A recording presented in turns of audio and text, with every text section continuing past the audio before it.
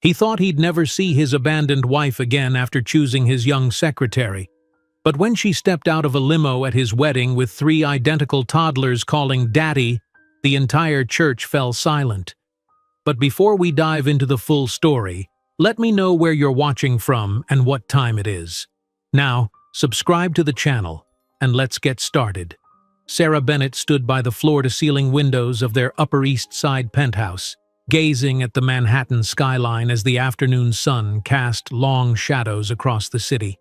Her hand rested instinctively on her 8-month pregnant belly, the stretched skin taut beneath her cashmere sweater. At 28, Sarah had never imagined her life would take such a dramatic turn, from promising environmental engineer to the supportive wife of one of New York's rising business stars. The gentle movement of the triplets inside her brought a smile to her face. 3 little lives growing stronger each day. She'd abandoned her doctoral research at Columbia to support Michael's vision of transforming his family's modest company into what was now Thornton Enterprises, valued at several $100 million. A sacrifice she had made willingly, out of love. The sound of the front door closing echoed through the apartment, followed by the familiar rhythm of Michael's footsteps on the marble floor. Sarah turned, her smile widening, only to falter as she caught sight of his face. Michael Thornton, once unable to enter a room without immediately seeking her out, now stood with his gaze fixed somewhere above her shoulder, his expression unnervingly cold. "We need to talk," he said, voice devoid of the warmth that had once made her heart race. Sarah's smile returned, albeit tentatively. Perhaps they would finally discuss names for the babies. The news of triplets had come as a shock 4 months ago when the doctor detected 3 distinct heartbeats. Michael had been increasingly distant since then, but she had attributed it to the stress of his expanding business. "I've been thinking about names," she said, moving toward him with the deliberate grace her new center of gravity demanded. "What do you think about Alexander for the first boy? It's strong, classic." "I've hired lawyers," Michael interrupted, finally meeting her eyes with a glacial stare. "I want a divorce." The words hung in the air between them, so absurd that Sarah's first instinct was to laugh. But the unwavering coldness in his eyes strangled the sound before it could escape her throat. "Divorce?" she whispered, her hand protectively covering her belly. "Michael, you're not making sense. We're about to have 3 children. Our family." "Family?" Michael's laugh was sharp, cruel, nothing like the warm chuckle that had once been her favorite sound. "Do you really believe I want to be trapped with a woman who'll spend the rest of her life changing diapers and wiping noses? Look at yourself, Sarah." His eyes raked over her body with disdain, as if her pregnancy were some kind of disease rather than the miracle they had planned together. "Where's the woman I fell in love with? The brilliant researcher? The ambitious intellectual? You've become ordinary, predictable, boring." Sarah took a step toward him, her hand outstretched. "Michael, please. Whatever's wrong, we can fix it. The babies will be here soon and things will—" Michael recoiled from her touch as if she were contagious, his face contorted with disgust. "Don't. Just don't." Realization dawned slowly, painfully. "It's Jennifer, isn't it? Your assistant." The late-night texts, the weekend emergency meetings, the subtle change in his cologne, all the signs she had willfully ignored now screamed their truth. Michael's silence was confirmation enough. When he finally spoke, his voice was oddly matter-of-fact. "Jennifer is 22. She has ambition, drive, and she doesn't come with baggage." "Baggage?" Sarah's voice cracked. "Is that what our children are to you?" Michael walked to their bedroom, pulling a designer suitcase from the closet and beginning to remove his clothes from the mahogany drawers. "Jennifer gives me what you can't anymore: freedom, excitement, a future without anchors." Sarah followed him, disbelief giving way to desperation. "How can you abandon your own children? They haven't even had a chance to know you." "They'll manage." Michael tossed tailored shirts into the suitcase with calculated indifference. people grow up without fathers every day. This isn't about them, is it? Sarah's voice grew stronger, anger beginning to penetrate the shock. This is about you being terrified of responsibility, of growing up. Michael slammed the drawer shut. This is about me refusing to settle for a life that suffocates me. I built Thornton Enterprises from nothing. I'm not about to be relegated to midnight feedings and suburban mediocrity because you decided motherhood was your new career path. I didn't decide this alone. We planned this pregnancy together. A mistake I'm correcting before it's too late. He zipped the suitcase with finality. For me, at least. Sarah sank to her knees, the weight of her belly pulling her down as much as the weight of his cruelty. Please, Michael, don't do this to us. Michael walked to the antique desk in the corner, pulled out the checkbook he kept for personal matters, and wrote with swift, decisive strokes. He tore the check free and tossed it onto the floor beside her. $200,000. Consider it my final contribution. You have 48 hours to vacate the apartment. My lawyers will contact you. He pulled another document from his briefcase. I've signed a paternity release. These children are your problem now.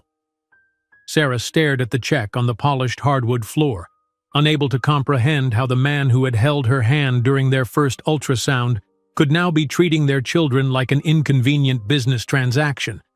You can't just sign away your children, she whispered. Actually, I can, and I have. Michael checked his watch. Jennifer is waiting. I've reserved the suite at the Four Seasons until you're gone. 2 weeks later, Sarah unlocked the door to a tiny one-bedroom apartment in the Bronx, the ceiling stained with water damage, the windows rattling with each passing subway train. The $200,000, combined with her savings from before the marriage, would keep her afloat for a few months at best. She had spent the past 2 weeks in a blur of apartment viewings, each place more depressing than the last, but landlords were reluctant to rent to a heavily pregnant woman with no current employment. This dingy apartment, with its suspicious stains and temperamental plumbing, was the best she could find on short notice. Sarah had tried finding work, attempting to hide her pregnancy during interviews with strategically placed portfolios and loose blouses, but her advanced state made the deception impossible, and the rejections had been swift and uniform. We're not in a position to hire someone who'll need immediate maternity leave. Her Columbia colleagues had been sympathetic but unhelpful. The academic positions she'd once been groomed for had been filled years ago when she left to support Michael's ambitions. Her research was now outdated, her connections cold.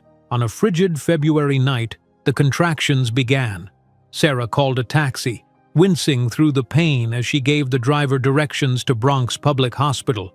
The driver eyed her nervously in the rearview mirror, clearly worried she might deliver in his back seat. "First baby?" he asked, trying to sound casual. "First 3, Sarah managed through gritted teeth, causing the driver to press harder on the accelerator. For 16 grueling hours, Sarah fought through contractions, her hand gripping the hospital bed rail where a partner's hand should have been. Nurses came and went in shifts, offering clinical comfort, but the space beside her remained empty. Alexander came first, a lusty cry announcing his arrival at 2:17 in the morning. Andrew followed 7 minutes later, quieter but equally perfect. And finally, at 2:38, Abigail emerged, the smallest of the three but with a fierce grip when she wrapped her tiny hand around Sarah's finger. "Would you like me to notify the father?" the night nurse asked, clipboard in hand, unaware of the pain her question inflicted. Sarah looked at her 3 miraculous children, now cleaned and swaddled in the nursery beyond the glass window. "There is no father," she said, the words burning her throat. 3 weeks later, Sarah sat in the lone armchair of her Bronx apartment, cradling Abigail while the boys finally slept in the second-hand crib she'd managed to fit into the bedroom. The ancient television flickered in the corner, the volume low enough not to disturb the precious silence. A segment about a charity gala filled the screen, and Sarah's breath caught as the camera panned to show Michael and Jennifer, his arm possessively around her waist. The caption beneath them read, Thornton Enterprises CEO announces engagement to former model. Jennifer glowed in a designer gown, her flat stomach and carefree smile a stark contrast to Sarah's exhaustion and the milk stains on her worn t-shirt. Michael looked exactly as he had the day he left, immaculate, confident, unburdened. That night, as rain lashed against the poorly sealed windows and one of the twins began to cry again, Sarah made a decision. With the babies finally asleep, she retrieved her unfinished master's thesis on renewable energy technology from the bottom of a moving box. In the margins of the first page, with a steady hand that belied her exhaustion, she wrote, "One day, Michael Thornton will kneel before what he rejected." That night, alone in her luxury bedroom for the last time, Sarah couldn't have imagined that 13 years later it would be her looking at Michael Thornton with pity while he begged for a second chance. The words Sarah had written in the margins of her thesis glowed with promise in the dim light of her cramped apartment. One day, Michael Thornton would indeed kneel before what he had rejected. But as the first weak rays of morning sunlight filtered through the cracked blinds, reality crashed back with the simultaneous cries of 3 hungry newborns. Sarah dragged herself from the threadbare couch where she'd fallen asleep, her body still aching from the cesarean delivery 3 weeks earlier. The small suitcase containing her belongings from her previous life sat unopened in the corner. Designer clothes that no longer fit her postpartum body, framed diplomas that now seemed to belong to another woman, photos of a smiling couple she barely recognized. The apartment building groaned around her, pipes clanking as neighbors began their morning routines. A water stain on the ceiling had grown overnight, the brownish mark now resembling a distorted map of Manhattan, the island that had once been her home, now visible only through smoggy windows across the river. "Coming, my loves," Sarah whispered, wincing as she bent to lift Alexander from the second-hand crib the 3 babies shared. His tiny face was red with effort, his cries triggering his siblings to wail with increasing urgency. 2 hours later, all 3 babies were fed, changed, and momentarily content. Sarah placed them carefully on a blanket spread across the living room floor, her academic journals serving as makeshift barriers to prevent them from rolling away. She surveyed her new kingdom, 400 square feet of peeling linoleum, exposed pipes, and dreams deferred. The check Michael had tossed at her, $200,000 meant to erase his conscience, was already diminishing rapidly. The security deposit and first 3 months' rent on this apartment. Medical expenses not covered by the emergency Medicaid she'd qualified for. Essential baby supplies multiplied by 3. At this rate, she had perhaps 4 months before financial catastrophe. 3 days later, Sarah bundled the triplets into the second-hand stroller she'd found on Craigslist, an unwieldy contraption that barely fit through her apartment door. With meticulous planning and remarkable persistence, she maneuvered onto a bus, then the subway, arriving at the employment agency in Midtown, where she'd scheduled her first interview. "I see you have an impressive academic background," the recruiter said, eyes periodically darting to the massive stroller where, miraculously, all 3 babies slept. "Environmental engineering at Columbia, research publications, but there's a 4-year gap in your resume." "I was supporting my husband's business," Sarah explained, subtly adjusting her blazer to conceal a milk stain.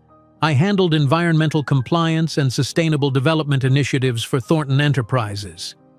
The recruiter's eyebrows raised slightly. "Thornton? As in Michael Thornton?" "Yes." Sarah straightened her shoulders. "We're no longer together." "I see." The woman's eyes drifted pointedly to the triplets, then back to her computer screen. "Most of our corporate clients are looking for candidates who can commit to intense work schedules. Given your situation..." "I'm extremely organized and efficient," Sarah interjected, "and I'm willing to start at an entry-level position." The woman smiled with practiced sympathy. "We don't typically place candidates who are newly postpartum. Perhaps try again in a year or so, when your situation is more stable." This scene repeated itself across Manhattan and Brooklyn over the following weeks. Receptionists stared openly at the triplets. Hiring managers became suddenly apologetic when they saw her enter with the cumbersome stroller. "We're looking for someone who can start immediately without complications." By the time Alexander, Andrew, and Abigail were 2 months old, Sarah's bank account had dwindled to a dangerous level. She sat at her kitchen table, a discarded card table salvaged from the curb, calculating and recalculating numbers that refused to cooperate with her need to feed and house 4 people. The apartment grew increasingly claustrophobic as winter tightened its grip on the city. Heating was inconsistent at best, forcing Sarah to dress the babies in multiple layers and huddle with them under every blanket she owned during the coldest nights. A pipe burst in the apartment above, sending dirty water cascading down her bathroom wall, the landlord promising repairs that never materialized. On a particularly bleak Tuesday, as sleet rattled against the windows and the triplets battled simultaneous colds, Sarah reached a breaking point. She had $17 in her wallet and a refrigerator containing half a carton of milk, some nearly expired eggs, and a withered apple. Her once robust savings had evaporated into the abyss of medical bills, baby supplies, and rent. "We'll be okay," she whispered to Abigail, the smallest of the 3, who whimpered against her shoulder. "Mommy just needs to figure things out." That night, as the babies finally slept, Sarah opened her laptop, one of the few valuable possessions she'd kept from her previous life.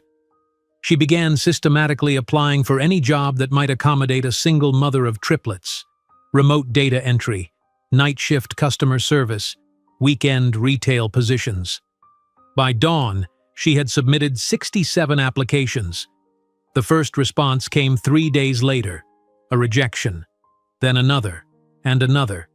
Each politely explained that her qualifications were impressive but not the right fit. What remained unwritten was the obvious. No one wanted to hire a desperate woman with 3 newborns and no childcare support.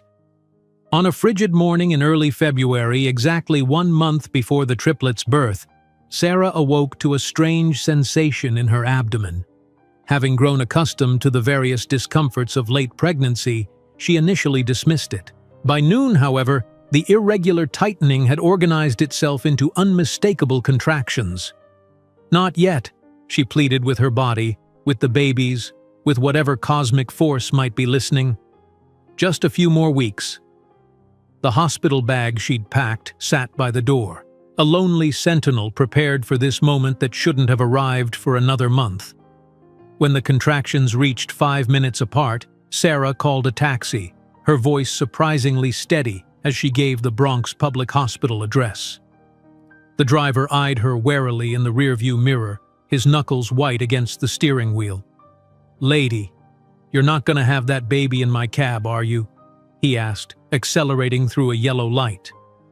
"Babies," Sarah corrected, gritting her teeth through another contraction, "and I'll do my best not to." The hospital intake process was a blur of forms, questions, and pitying glances. "Father's name?" the clerk asked, pen poised above the paperwork. "There isn't one," Sarah replied, meeting the woman's eyes with quiet dignity. The labor and delivery floor was understaffed and overworked. Sarah was assigned to a room she shared with another laboring woman, separated only by a thin curtain.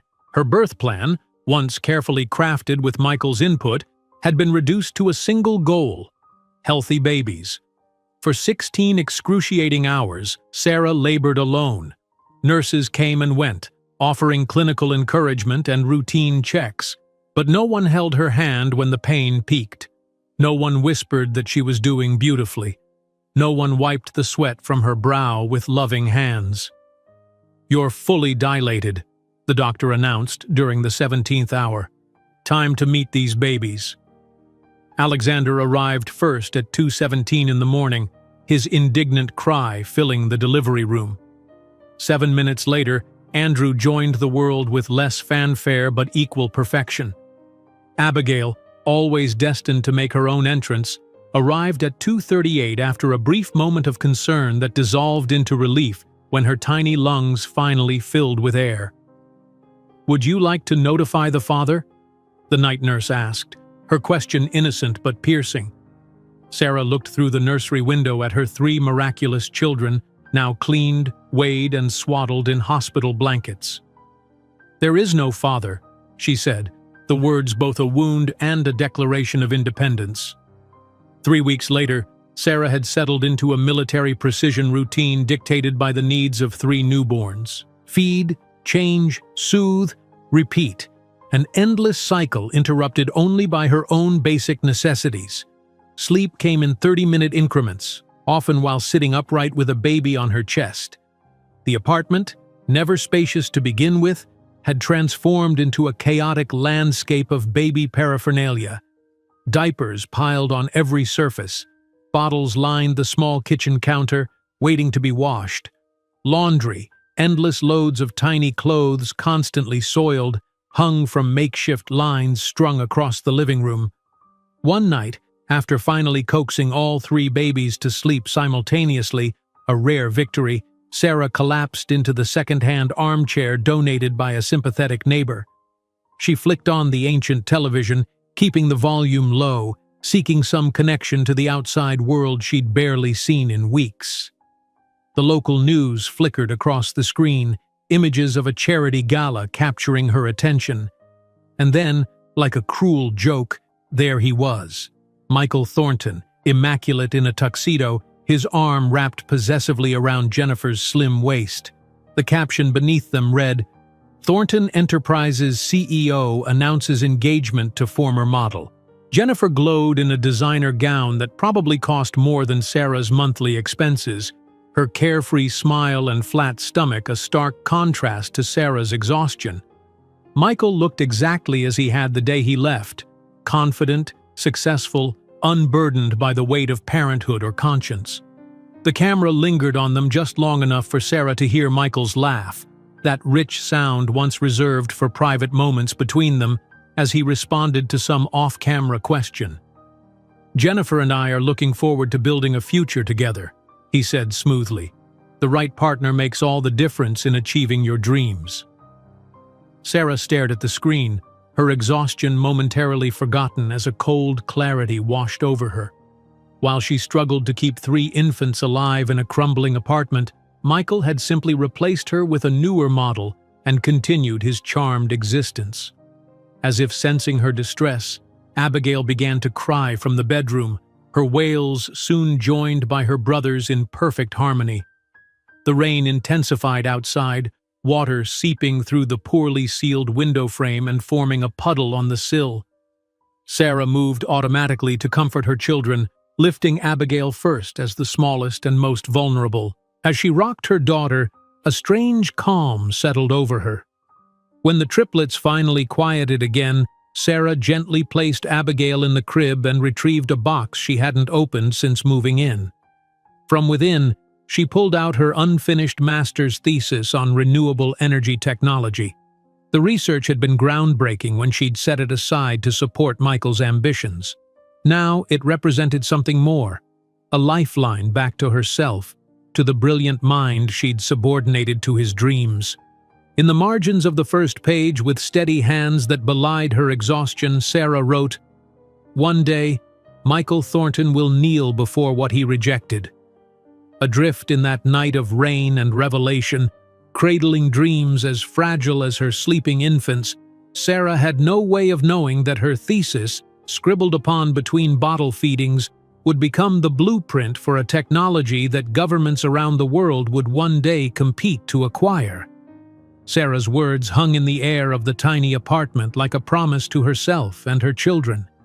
The margins of her thesis now contained more than academic notations. They held the blueprint of her future revenge. She carefully placed the document back in its folder, tucking it into the drawer of her makeshift desk, as a whimper from Abigail signaled the end of her momentary peace.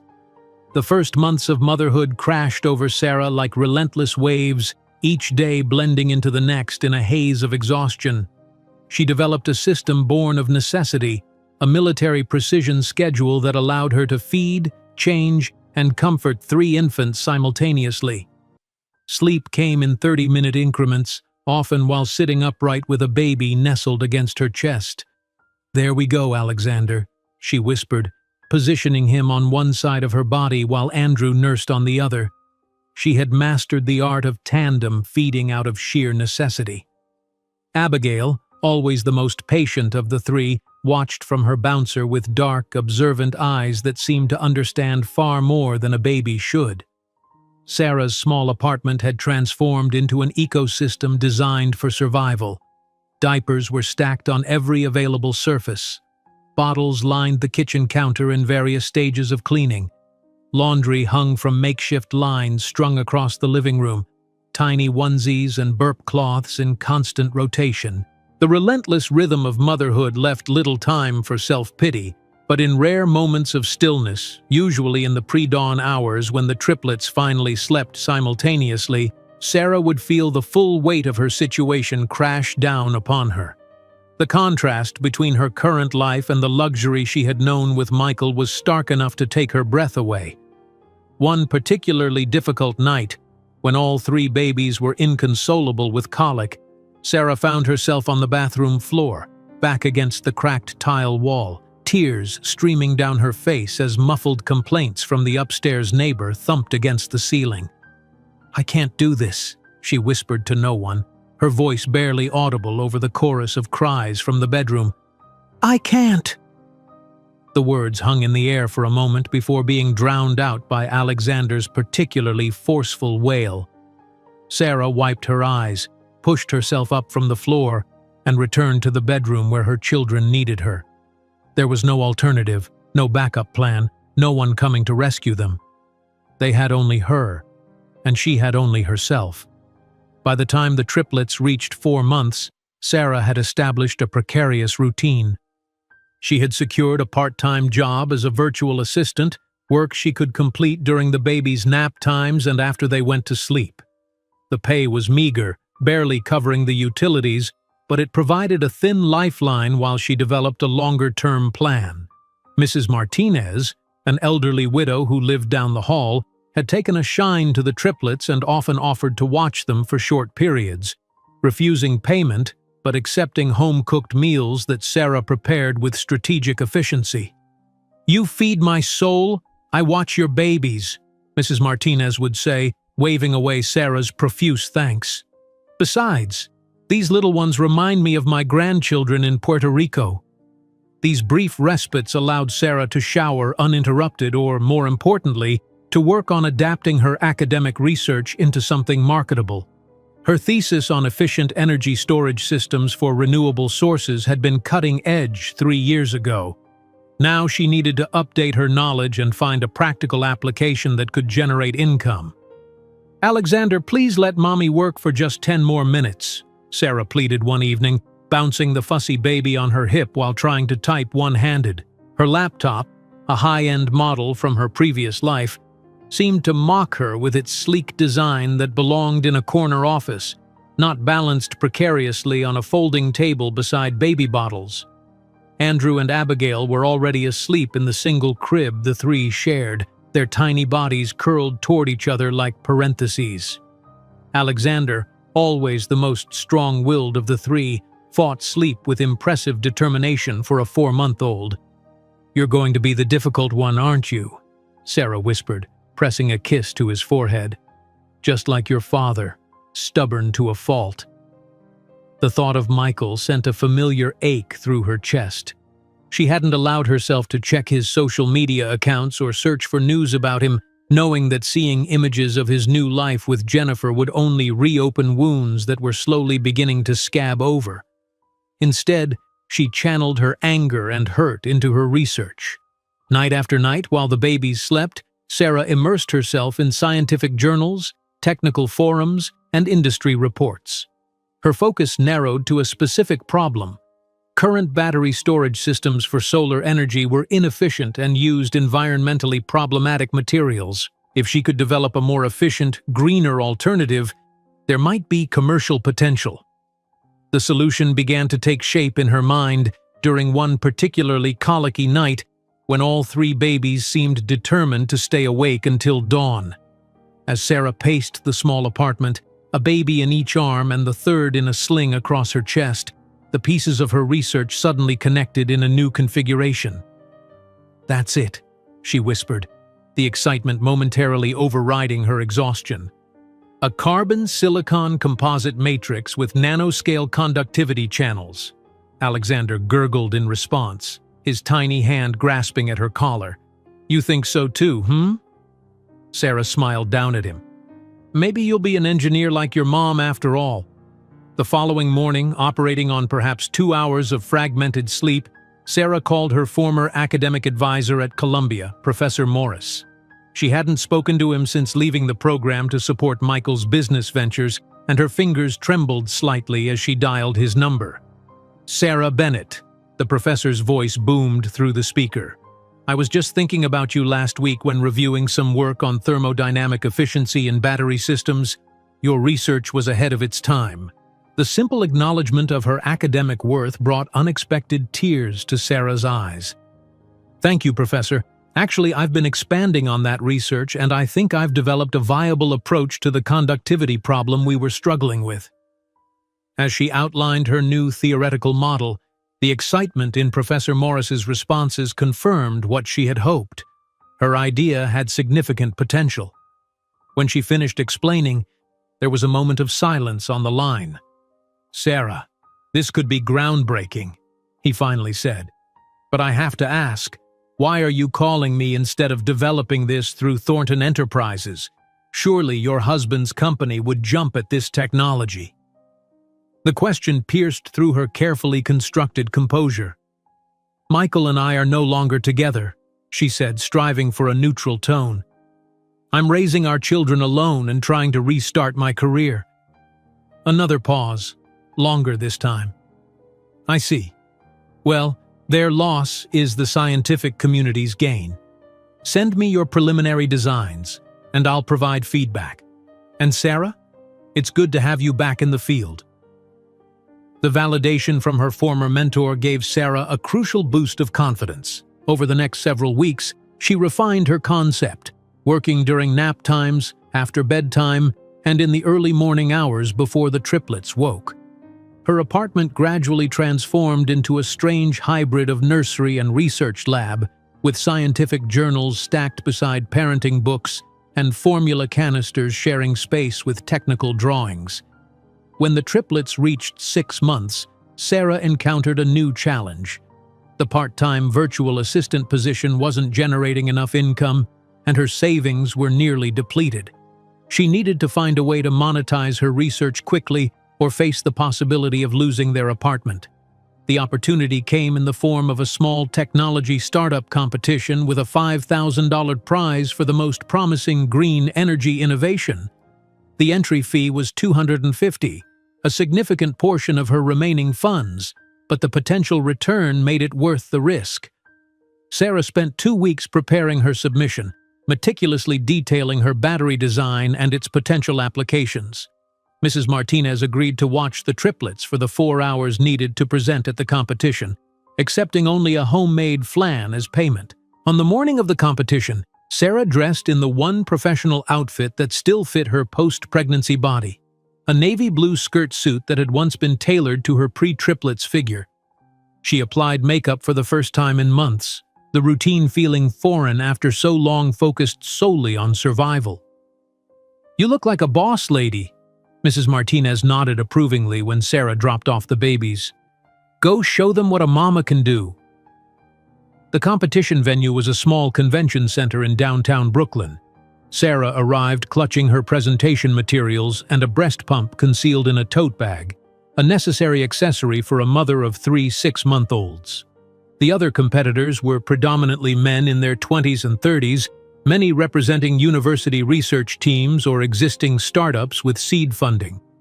As Sarah set up her modest display booth, just a poster board and a small working prototype, she overheard snippets of conversation from nearby competitors.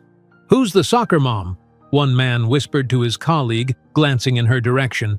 "Probably someone's assistant," the other replied with a dismissive shrug. Sarah felt a familiar heat rise in her cheeks, the same burning shame she had experienced when Michael had looked at her pregnant body with disgust. But this time, instead of crumbling, she channeled the emotion into determination. When her turn came to present, Sarah stepped to the front of the room with 3 photographs tucked into her portfolio, one of each of her babies. These weren't props for emotional appeal.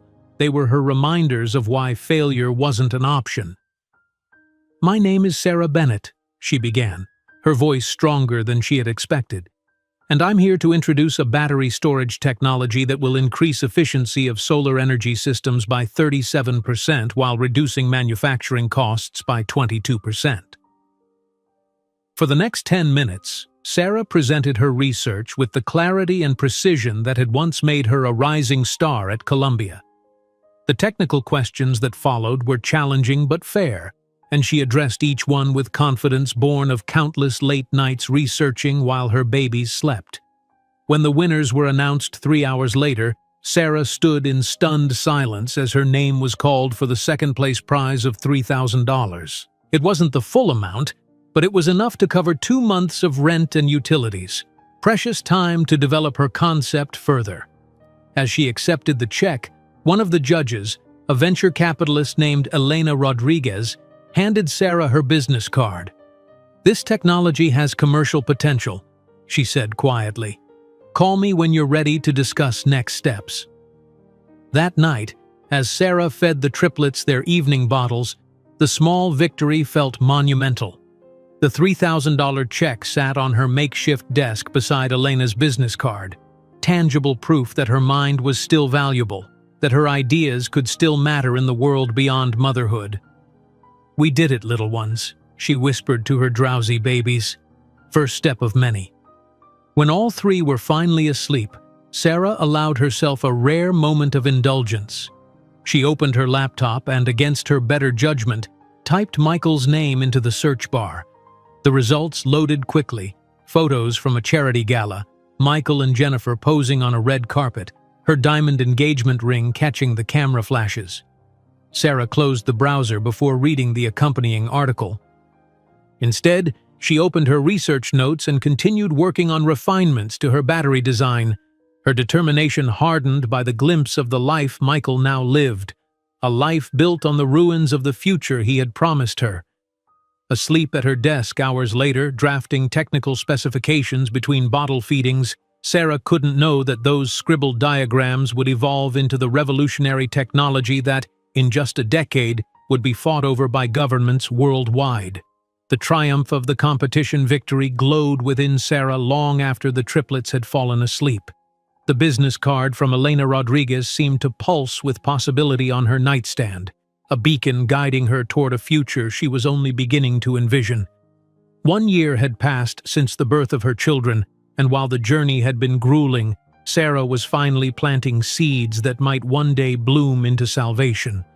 The morning light filtered through the thin curtains of the apartment she had managed to purchase with her last savings and what remained of Michael's parting check.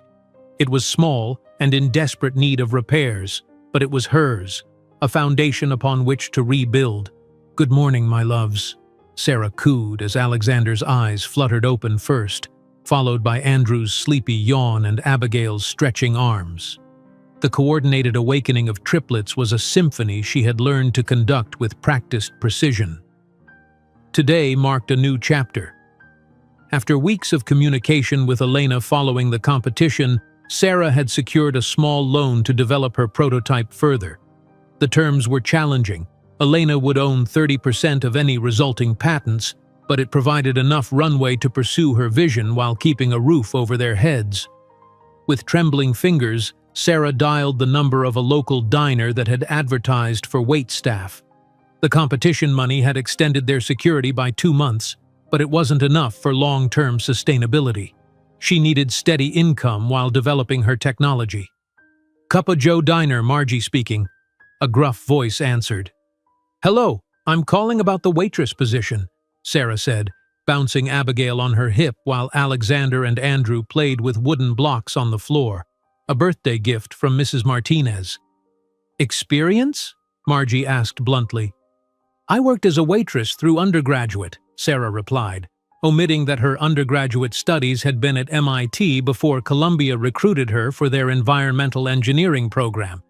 Can you start tomorrow? 5 a.m. to 1 p.m. shift, 6 days a week. Tips are decent if you're quick. Sarah glanced at her babies, calculating childcare logistics. Yes, I can start tomorrow. With Mrs. Martinez agreeing to arrive at 4:30 each morning in exchange for dinner preparations, Sarah established a new rhythm. She would wake at 3:30, prepare bottles for the day, leave for the diner by 4:45, work until 1, rush home to relieve Mrs. Martinez, spend afternoons with the triplets, and then work on her research after they went to bed until she collapsed from exhaustion around midnight. Order up! Table 7 needs refills and Table 3 is getting impatient, Margie barked 2 weeks into Sarah's employment. The diner was unexpectedly busy for a Tuesday, and Sarah's feet already ached in the second-hand sneakers she'd purchased from a thrift store. Coming right up, Sarah replied, expertly balancing 4 plates along her arm, a skill that had returned more quickly than she'd expected. As she delivered breakfast to a table of suited businessmen, she caught fragments of their conversation. Thornton Enterprises is pivoting toward traditional energy again. Their green initiative was just for show. Heard they're abandoning the solar division entirely. Sarah nearly dropped the coffee pot. It was the first she'd heard of Michael's business in months, and the news sent an unexpected jolt through her. His company was retreating from renewable energy, the very field she was betting her future on. "More coffee, gentlemen?" she asked, her professional smile never wavering as she filled their cups. They barely acknowledged her, continuing their conversation as if she were invisible. That's where the real money is. Traditional energy. This green movement is just a passing trend. Sarah bit her tongue, resisting the urge to educate these men on the scientific consensus regarding climate change and renewable energy market projections. Instead, she tucked their conversation away as valuable market intelligence, information she could use in refining her own business strategy. For 3 months, Sarah maintained her punishing schedule. During rare moments of respite, she would collapse on the floor beside the triplets, now crawling with determination and beginning to pull themselves up on furniture. Their first birthday approached, a milestone that seemed impossible when she had brought them home to the dilapidated Bronx apartment a year earlier. "Mrs. Martinez, I'm hoping to take an hour this afternoon to work on my prototype," Sarah said one morning as she prepared to leave for her shift. "The triplets should nap around noon." "Go, go," the older woman shooed her. "I make them birthday cake today. Practice for the big day." Sarah's laboratory was the building's shared laundry room during off hours. The superintendent, touched by her story and impressed by her determination, had given her permission to use the space when others weren't doing laundry, usually between 2 and 4 in the afternoon. With components purchased gradually over weeks, Sarah had assembled a working model of her battery system. The design was elegant in its simplicity, a carbon-silicon composite that stored solar energy more efficiently than existing technologies, with fewer toxic materials and a longer lifespan. "Let's see if you work as well in reality as you do in theory," Sarah muttered, connecting the final wires to her testing apparatus. The prototype hummed to life, LED indicators glowing steadily as the system began charging from the small solar panel she'd positioned near the laundry room's only window. Sarah meticulously recorded measurements, her heart racing as the numbers confirmed what she had hypothesized, a 34% improvement in efficiency over standard systems. "It works," she whispered, tears suddenly blurring her vision. "It actually works." That evening, after tucking the triplets in bed, Sarah called Elena Rodriguez. "I have a working prototype," she said without preamble when Elena answered. "The efficiency numbers exceed my projections." "Send me the data," Elena replied, her usual business-like tone tinged with excitement. "If it's as good as you say, we need to file provisional patents immediately." 2 weeks later, on the triplets' first birthday, Sarah sat across from Elena in a small law office in downtown Manhattan. The contrast between them was stark. Elena in a tailored Armani suit, Sarah in her best thrift store find, slightly too large but presentable enough. "The patent applications have been filed," The attorney, a sharp-eyed woman named Janet, confirmed. Now we need to discuss commercialization strategy. There are several options: licensing the technology, seeking venture capital to start manufacturing, or selling the patents outright. I don't want to sell, Sarah said immediately, thinking of the research she'd abandoned to support Michael's dreams. This is just the beginning. I have ideas for applications beyond simple storage. Elena studied her thoughtfully. Manufacturing requires significant capital, Sarah. We're talking millions. Then we start small. Target a specific application where efficiency matters more than scale. Sarah pulled out a folder containing meticulously prepared market research, analysis conducted during pre-dawn hours and rare moments of quiet while the triplets napped. Solar-powered charging stations for urban areas. We can manufacture on a limited scale, prove the concept works in real-world applications, and then expand. Janet and Elena exchanged impressed glances. You've thought this through, Elena acknowledged. But we'll need additional investment. I can contribute another $50,000, but we'll need more. Sarah took a deep breath. I'd like to mortgage my apartment. It's not worth much, but it should provide another $50,000. You'd risk your home? Janet asked, eyebrows raised. With 3 children to support? Sarah met her gaze steadily. Sometimes you have to risk everything to build something that matters. The words echoed in her mind, a direct contradiction to what Michael had told her the day he left. He had claimed she lacked ambition, that motherhood had made her boring and predictable. Every step she took now was a refutation of his cruel assessment. By the time the triplets reached 15 months, Bennett Renewable Energy existed as more than just an idea. With the combined investment from Elena and Sarah's mortgage, they had rented a small manufacturing space in Brooklyn and hired 2 part-time engineers to help refine the production process. Sarah continued working at the diner, using her tips to supplement their meager budget, while Elena handled business development. The first prototype charging station was installed outside a popular Brooklyn coffee shop whose owner had agreed to the experiment in exchange for free electricity. The simple kiosk, branded with the Bennett Renewable Energy logo Sarah had designed herself, allowed customers to charge phones and laptops using entirely solar power stored in their revolutionary battery system. It's been a hit, the coffee shop owner reported 2 weeks after installation. People actually choose my place over competitors because they can charge their devices while they work. When can I get another one? This small success led to orders from 3 more local businesses, creating enough revenue to justify Sarah reducing her diner shifts to 3 days a week. The additional time allowed her to focus on refining their manufacturing process and developing the next generation of their technology. One crisp autumn morning, as Sarah prepared the triplets for their day, a letter arrived that changed everything. The envelope bore the logo of a major technology conference in Manhattan. Dear Ms. Bennett, it read, we are pleased to inform you that Bennett Renewable Energy has been selected to exhibit at the Green Tech Innovation Showcase next month. Sarah's hands trembled as she read the invitation. The Green Tech Showcase was attended by major investors, technology scouts from multinational corporations, and media from around the world. It was an opportunity to catapult their small company into the spotlight. Preparations consumed the next 4 weeks. Sarah and her small team worked feverishly to create a compelling exhibition booth and perfect their presentation. The challenge of arranging childcare for the 3-day event was solved when Mrs. Martinez's daughter agreed to help, ensuring the triplets would be well cared for while Sarah pursued this crucial opportunity.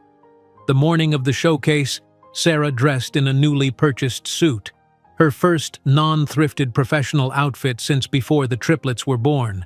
It wasn't designer quality, but it was well-fitted and projected the image of a serious entrepreneur rather than a struggling single mother. "You look beautiful, Mommy," Abigail said solemnly as Sarah prepared to leave, the little girl's vocabulary remarkably advanced for her 15 months. "Thank you, sweetheart," Sarah replied, kneeling to hug each of her children. "Mommy's going to show people the special batteries we've been working on. Come back with ice cream." Alexander requested, always the pragmatist. The convention center buzzed with activity as Sarah and Elena set up their modest booth. Unlike many exhibitors with elaborate displays and teams of staff, Bennett Renewable Energy had a simple presentation focused entirely on their technology's performance data and real-world applications. "Don't be intimidated," Elena advised, noting Sarah's wide eyes as she observed the competition. "Most of these companies have more style than substance. We have actual results." By midday, a small crowd had gathered around their booth, attracted by the simple sign, 34% more efficient, 22% lower cost, 100% cleaner. Sarah presented their technology with growing confidence, answering technical questions with the expertise that had once made her a rising star in academic circles. Among the observers was a tall Japanese man who listened intently without asking questions. As the crowd dispersed, he approached Sarah directly. "Ms. Bennett, I am Hiroshi Tanaka, Chief Technology Officer for Suntech Industries. Your battery design is intriguing.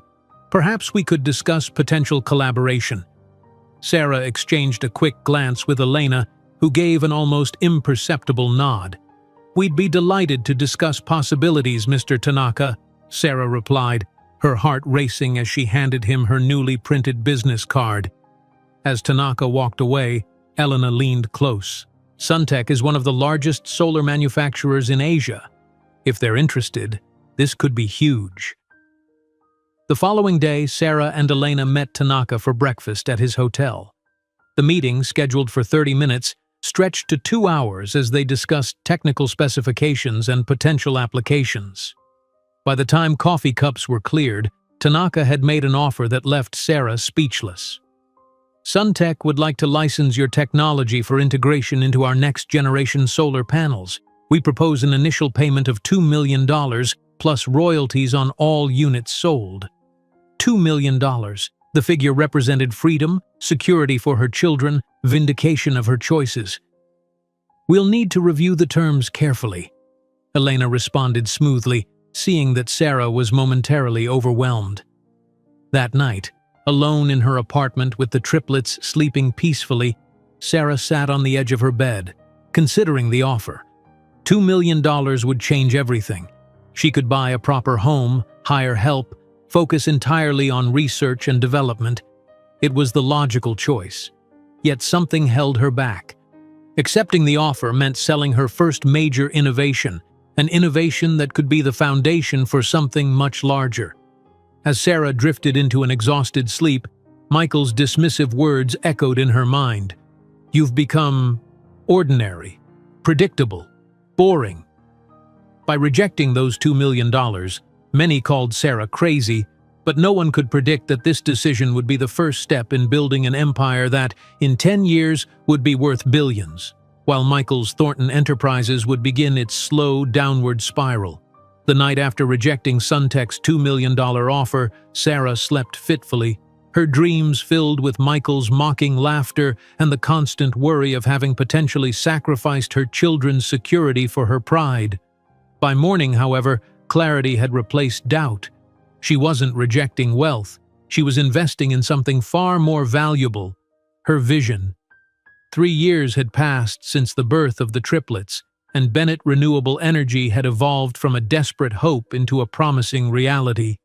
With Elena's continued support and the momentum gained from the Green Tech Showcase, Sarah had secured enough investment to move operations to a modest office space in Brooklyn, hiring 2 brilliant engineers who believed in her technology enough to accept below-market salaries in exchange for equity.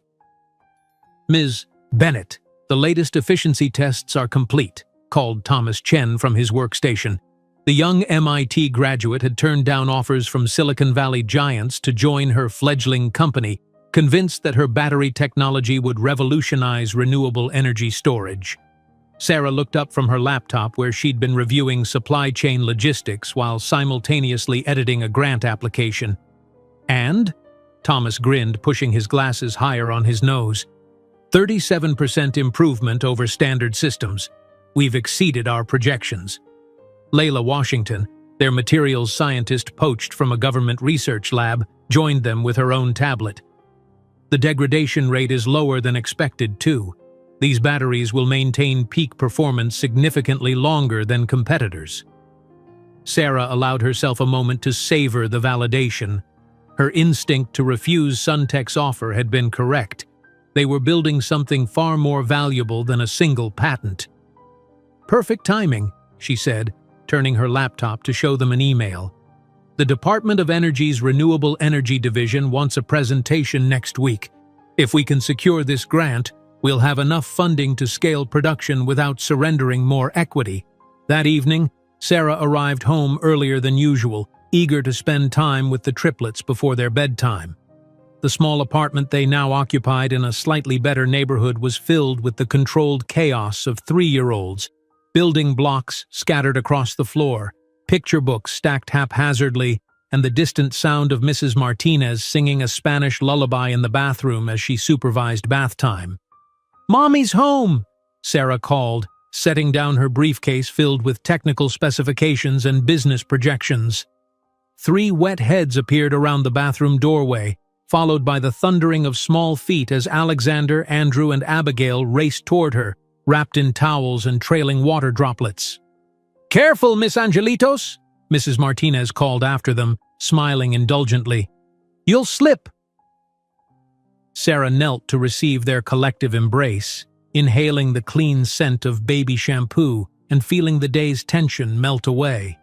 These moments, these perfect, chaotic moments, reminded her why every sacrifice was worthwhile. "I made a tower taller than Andrew," Alexander announced proudly, always the competitive one. "I played Mary Had a Little Lamb on Mrs. Martinez's piano," Andrew countered, his musical inclinations already evident. Abigail, ever the diplomat, simply wrapped her arms around Sarah's neck and whispered, "I missed you, Mommy." After stories, songs, and tucking 3 increasingly independent children into their beds, Sarah joined Mrs. Martinez in the small kitchen. "They grow too fast," the older woman observed, handing Sarah a cup of tea. Alexander already doing math problems from first-grade books. Sarah nodded, unsurprised. She had noticed Alexander's facility with numbers, the way he organized his toys by size and color, his fascination with patterns. His teacher mentioned he might need advanced placement. And Andrew, such sensitive ears. "He tell me when my singing is off-key." Mrs. Martinez chuckled. "That boy has music in his soul." "And Abigail?" Sarah asked, though she already knew the answer. "That one?" Mrs. Martinez's eyes twinkled. "She is the boss. She organized the other children at playground, tell everyone where to go, what to do. Natural leader, that girl." Pride swelled in Sarah's chest, temporarily displacing the constant fatigue of building a business while raising triplets. Her children were thriving despite everything. Despite starting life in a dingy Bronx apartment, despite lacking the financial advantages Michael could have provided, despite having only one parent. After Mrs. Martinez left, Sarah spread her work across the kitchen table, determined to perfect the Department of Energy presentation. Hours passed as she refined data points and strengthened arguments, her eyes growing heavy as midnight approached. A noise from the children's room prompted her to check on them. In the soft glow of their nightlight, she observed 3 sleeping forms. Alexander sprawled diagonally across his bed, Andrew curled tightly around a stuffed bear, and Abigail sleeping with one arm extended toward her brothers, as if keeping watch even in slumber. The sight grounded Sarah, reminding her that success wasn't measured solely in patents and profit margins.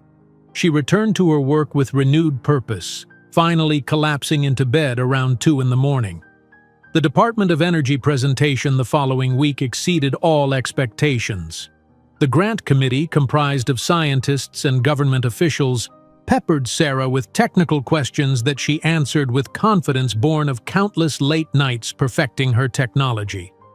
"Ms. Bennett," the committee chair said as the presentation concluded, "your innovation addresses a critical gap in renewable energy implementation. The efficiency improvements you've demonstrated could accelerate our transition away from fossil fuels significantly."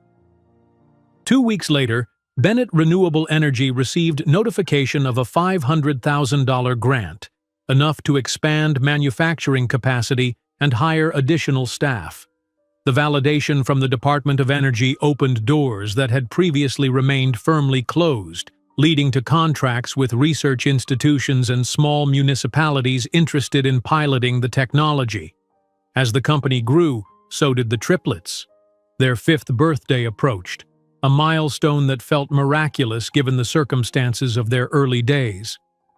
Sarah had planned a small celebration at a local park, inviting children from their preschool class and the handful of friends she'd managed to make despite her punishing schedule.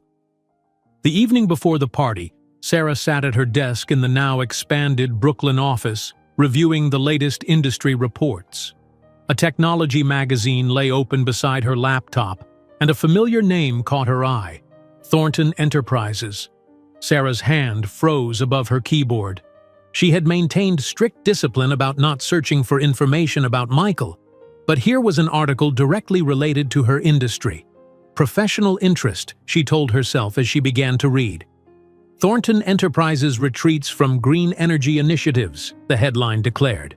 The article detailed how Michael's company had scaled back its renewable energy division, citing market uncertainties and return to core competencies as justification for abandoning projects they had heavily promoted just 2 years earlier. A photograph accompanied the article: Michael and Jennifer at some gala, his arm possessively around her waist. The caption noted they had been married for 3 years now. Jennifer's designer gown probably cost more than Sarah's entire wardrobe, and Michael's smile appeared as confident as ever, though subtle signs of strain showed around his eyes.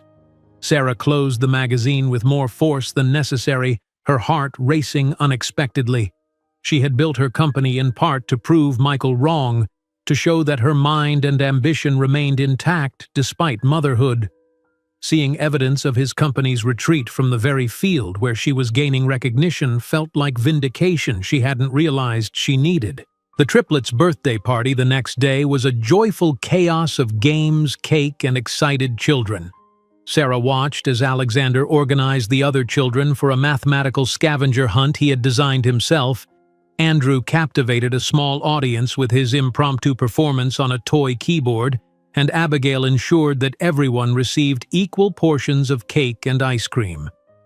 That evening, as Sarah helped her exhausted children prepare for bed, Alexander asked the question she had been dreading for years. "Mommy," he said, his blue eyes, so like Michael's, serious behind his small glasses, "why don't we have a daddy like the other kids?" The room fell silent. Andrew stopped arranging his stuffed animals, and Abigail looked up from her book, both clearly interested in the answer. Sarah sat on Alexander's bed, gesturing for the other two to join them. She had rehearsed this moment countless times, determined to be honest without transferring her own pain and bitterness. "Your father chose a different path before you were born," she said carefully, meeting each child's gaze. "Sometimes adults make decisions that hurt other people, not because the other people did anything wrong, but because they're following what they think will make them happy." "Didn't he want us?" Abigail asked, always cutting to the heart of matters. Sarah took a deep breath. "He made his choice before he knew how amazing you would be. That was his mistake, not a reflection of your worth." "Does he know about us now?" Andrew asked quietly.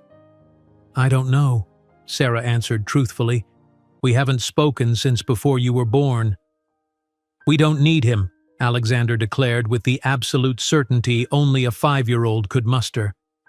"We have you." Andrew and Abigail nodded in agreement, and Sarah gathered them into a group hug, blinking back tears. "And I have you. We're a team, the 4 of us." Later that night, after the children were asleep, Sarah allowed herself a moment of weakness. She opened her laptop and searched for Michael Thornton on LinkedIn, scanning his profile for clues about his current situation. The corporate headshot showed him smiling confidently, but his employment history revealed subtle signs of instability, lateral moves rather than promotions, departments shifting under his leadership. Sarah closed the browser quickly, ashamed of her curiosity, yet strangely comforted by the knowledge that Michael's path wasn't as triumphant as she had feared. Her company was growing steadily, her children were thriving, and for the first time since that devastating day in their Manhattan penthouse, she felt truly confident in her future. That night, observing her children sleeping peacefully, Sarah didn't know that in just 8 years they would be face to face with the father who had rejected them, in a confrontation that would forever change the balance of power between her and Michael. That night, Sarah dreamt of Michael's face when he had told her she was boring and predictable. In the dream, she handed him a copy of Fortune magazine with her face on the cover, watching as shock replaced his smug certainty. She woke with a start, the memory dream so vivid she could almost smell his cologne. Reaching for her phone, she checked the time.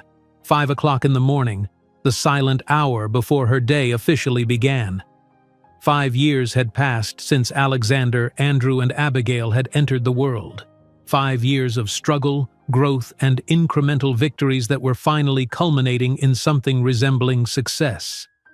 Bennett Renewable Energy now occupied a modest but respectable office in a renovated warehouse in Manhattan. The exposed brick walls and industrial windows gave the space character that their previous Brooklyn location had lacked, and the Manhattan address provided legitimacy when courting potential investors.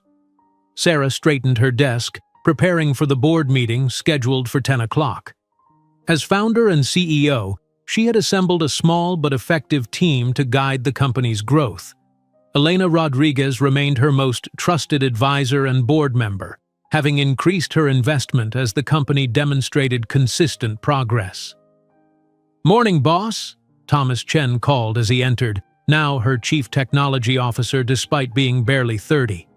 His brilliance with engineering challenges had proven invaluable as they scaled production. "Conference room is prepped for the meeting," added Layla Washington, who had risen to head of materials research. "The quarterly reports are printed, and the presentation is loaded." Sarah nodded her thanks, surveying her growing team. Now 10 employees strong, each one carefully selected not only for their technical skills, but for their belief in the company's mission. They had remained lean by necessity, but what they lacked in numbers they made up for in dedication. "Let's show them what we've accomplished," Sarah said, straightening her navy blazer, still off the rack, but several steps up from her thrift store finds of previous years. The board meeting proceeded smoothly, with Sarah presenting impressive quarterly results. Their technology had been implemented in 3 municipal projects, and inquiries were coming from both domestic and international entities interested in more efficient energy storage solutions. "Revenue is up 17% over last quarter," Sarah announced, advancing to the next slide. "And our new patent application for the second-generation storage system has been accepted for review." Elena smiled approvingly from her seat at the table. Now, in her late 50s, the investor had become something of a mentor to Sarah, offering business guidance that complemented Sarah's technical expertise. "What about expansion plans?" asked Martin Friedman, their newest board member who represented a clean energy investment fund. "The Brooklyn manufacturing facility is reaching capacity." "We're evaluating options," Sarah replied. "Our priority is maintaining quality control while scaling production. I've included 3 scenarios in the appendix for your review." As the meeting concluded, Sarah felt a familiar mix of pride and exhaustion. Building the company while raising triplets required a level of compartmentalization and efficiency that stretched her limits daily. But the alternative, failing to realize her vision, proving Michael right, was unthinkable. Later that afternoon, Sarah left the office early to attend an important milestone, the triplets' first day of primary school. Alexander, Andrew, and Abigail would be entering kindergarten, though their academic assessments suggested they were already working beyond that level in several subjects.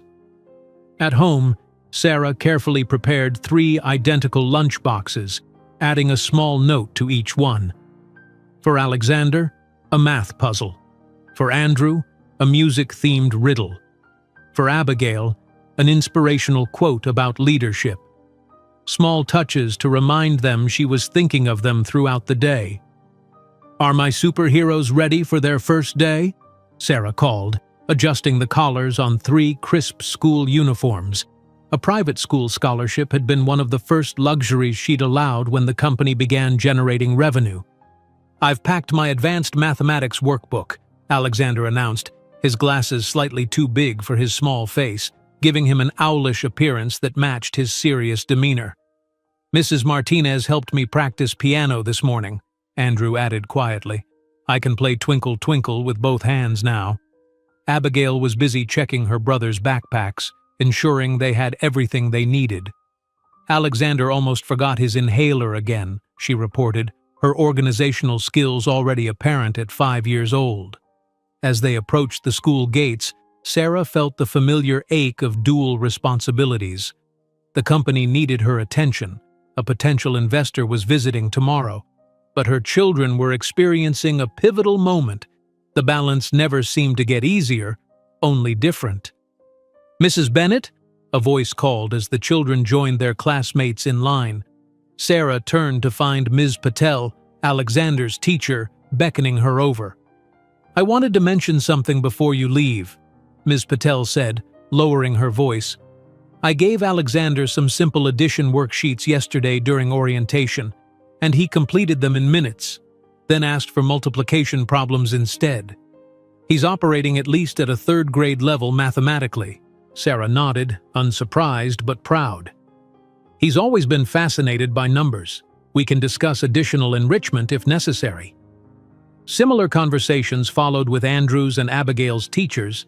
Andrew's extraordinary musical ear had been noticed during the brief piano introduction, while Abigail had already organized her classmates into an efficient line without teacher prompting.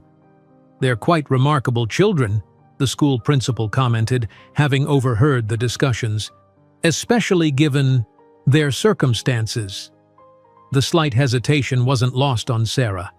Their circumstances? Well, being raised by a single mother who also runs a company, it's impressive how well adjusted they are, the principal clarified, though her expression suggested she had been thinking about their lack of a father. Sarah maintained her professional smile, though her spine stiffened. "They're loved and supported. That's all any child needs." Later that evening, after the triplets had enthusiastically recounted their first day and were now engrossed in their respective activities, Alexander with mathematics flashcards, Andrew at his keyboard, and Abigail organizing her school supplies for the next day, Sarah allowed herself a rare moment of relaxation with a cup of tea and the latest industry magazine. As she flipped through the pages, an article caught her eye. "Women Transforming the Energy Sector." Curious, she began to read, only to freeze at a photo partway through the feature. There, at some industry gala, stood Michael with Jennifer on his arm. The caption identified her as his wife of 3 years. Sarah's tea grew cold as she read the accompanying text. Amid profiles of female innovators was a sidebar about the broader industry, mentioning that traditional players like Thornton Enterprises are facing challenges adapting to the green energy revolution, with stock prices dropping 15% over the past quarter as investors question their slow pivot from fossil fuel partnerships. Michael looked older than she remembered, fine lines appearing around his eyes, though his posture still radiated the confidence she had once found so attractive. Jennifer remained stunning, though her smile seemed slightly strained in the photograph, her grip on Michael's arm perhaps tighter than necessary. Sarah closed the magazine quickly, unwilling to allow Michael's image to contaminate her peaceful evening. Yet the information lingered. Thornton Enterprises struggling in the very field where Bennett Renewable Energy was thriving. The irony wasn't lost on her. Later that night, as she tucked the triplets into bed, Alexander asked the question she had been dreading since their conversation on their 5th birthday. "Mommy, Tommy at school said everyone has a dad somewhere. Where is our dad?" Sarah sat on the edge of Alexander's bed, gesturing for Andrew and Abigail to join them. This was a conversation they should have together. "Your father's name is Michael Thornton," she began, deciding that at 5 they deserved more concrete information than the vague explanation she had given previously. He runs a company called Thornton Enterprises. Before you were born, he decided he didn't want to be a father. Didn't he love us? Andrew asked, his sensitive nature making the question particularly painful. Sarah chose her words carefully, determined to be honest without transferring her own pain. Your father made his choice before he knew you. He decided that his career and freedom were more important to him than family. Is that why he left? Because he didn't want us? Abigail's directness was both a blessing and a challenge. He left because he made a poor choice, Sarah explained. Sometimes people take the easy path instead of the right one. That doesn't mean you did anything wrong or that you're not worthy of love. Does he know we're awesome now? Alexander asked, his natural confidence unshaken by the revelation. Sarah smiled, despite the heaviness in her chest. I don't think he knows anything about you. We haven't spoken since before you were born. His loss, Abigail declared with finality, her small face set in determination that reminded Sarah startlingly of her own expression when facing business challenges. Completely his loss, Sarah agreed, gathering them into a group hug. Because I have the 3 most extraordinary children in the world. After the triplets were asleep, Sarah sat at her small desk in the corner of her bedroom, the space that served as her home office. Instead of reviewing contracts as planned, she found herself opening her laptop and typing Michael Thornton into the search bar. Results populated immediately. Business articles, press releases, social media mentions.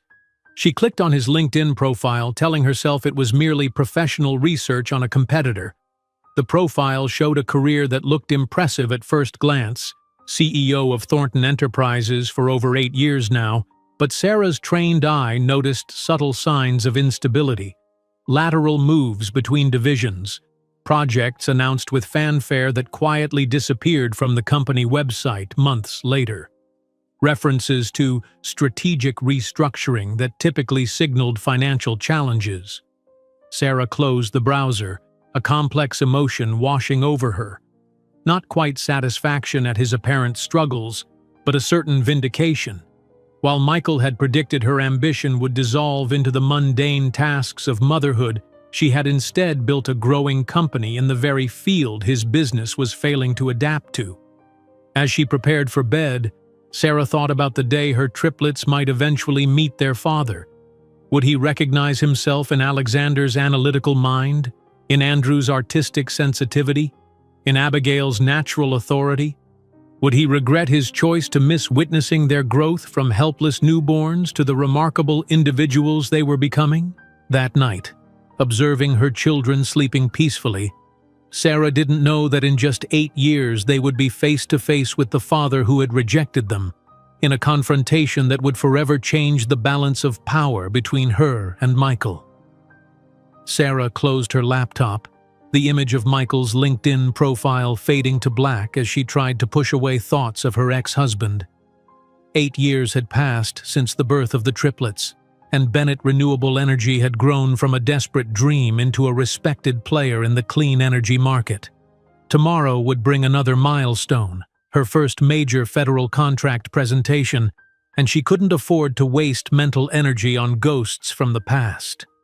Morning light filtered through the windows of Sarah's Upper West Side apartment, a far cry from the dingy Bronx walk-up where she had once rocked 3 newborns simultaneously.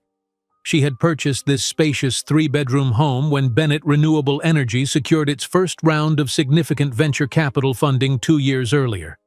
While not ostentatious, it provided each child with their own bedroom and featured large windows that bathed the living spaces in natural light.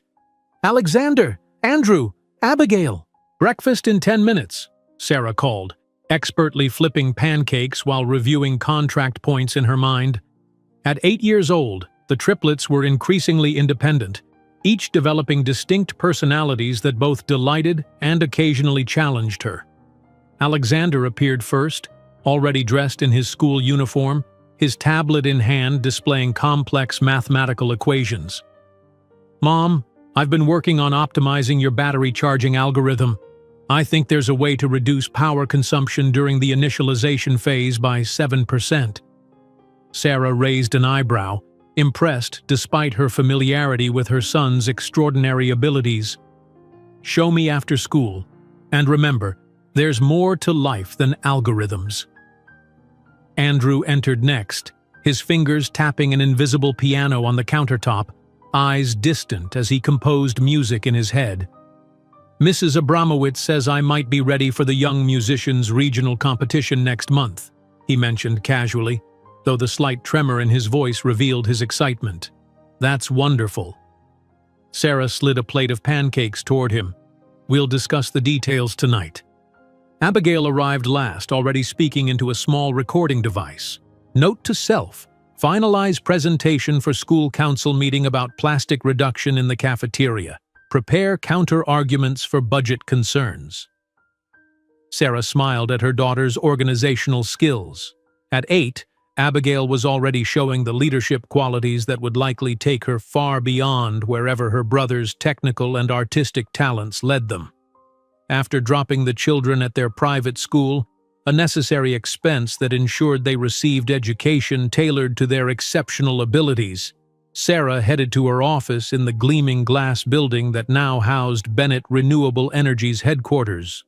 With over 200 employees across 3 states, the company had expanded dramatically from its humble beginnings. "Morning, Sarah," Thomas greeted her, now serving as Chief Technology Officer. His youthful enthusiasm remained, though responsibility had matured him considerably. "The Department of Defense representatives will be here at 11. Layla has the demonstration units ready in Conference Room A."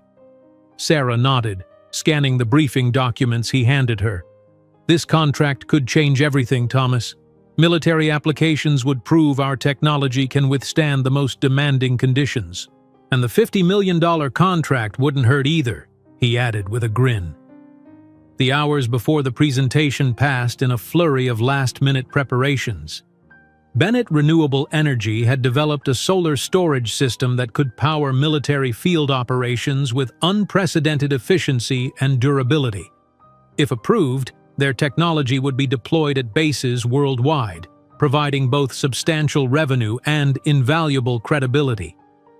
At precisely 11 o'clock, Sarah welcomed 4 stern-faced Defense Department officials into the conference room. As she launched into her presentation, years of practice had transformed her from the nervous speaker who had once pitched at small startup competitions into a commanding presence whose expertise was unquestionable. "Our system maintains 97% efficiency after 500 charge cycles, compared to the industry standard of 70%, Sarah explained, directing their attention to the demonstration unit. "More importantly, it continues functioning in extreme temperatures, high humidity, and dusty conditions, all critical factors for field operations." 3 hours later, after rigorous questioning and technical demonstrations, the lead official extended his hand. "Ms. Bennett, we'd like to move forward with implementation. Your technology represents exactly the kind of innovation the department is looking to support. Expect formal contract documents within the week." After the officials departed, the office erupted in celebration. The $50 million contract wasn't just their largest to date. It represented validation at the highest level of government. "We did it," Elena said, embracing Sarah warmly. Once merely an investor, Elena had become both mentor and friend over the years. "This will open doors we haven't even considered yet." That evening, Sarah left the office early to celebrate with the Triplets. She stopped at their favorite bakery to purchase a special dessert, her mind already racing with plans for the company's expansion. The contract would allow them to open offices internationally, beginning with Europe and eventually Asia. As she entered their apartment building, the doorman handed her an envelope. "This came for you this afternoon, Ms. Bennett. Special delivery." Inside the elevator, Sarah opened the cream-colored envelope bearing an embossed logo she recognized immediately. The Chicago Energy Innovation Conference, the industry's most prestigious annual event. Scanning the letter, her breath caught. "Dear Ms. Bennett, We are pleased to invite you to be our keynote speaker at this year's conference addressing the future of sustainable energy storage. As one of the field's most innovative leaders, Sarah leaned against the elevator wall, momentarily overwhelmed. The Chicago conference was where industry leaders gathered annually to showcase cutting-edge technologies and form crucial partnerships. Being invited as keynote speaker was an honor typically reserved for established corporate giants or renowned academics, not 8-year-old companies founded by single mothers. As the elevator doors opened on her floor, Sarah continued reading, nearly missing the postscript at the bottom of the page. For your planning purposes, attached is a preliminary list of notable attendees and fellow speakers. Flipping to the second page, Sarah froze as a familiar name leapt out. Michael Thornton, CEO, Thornton Enterprises. Panel discussion: Traditional energy companies adapting to the green revolution. The apartment door opened before she could process this information. "Mom, did you hear? I got the highest score in the state mathematics competition," Alexander called, rushing toward her with a certificate in hand. "That's wonderful, sweetheart," Sarah managed, quickly folding the letter into her purse.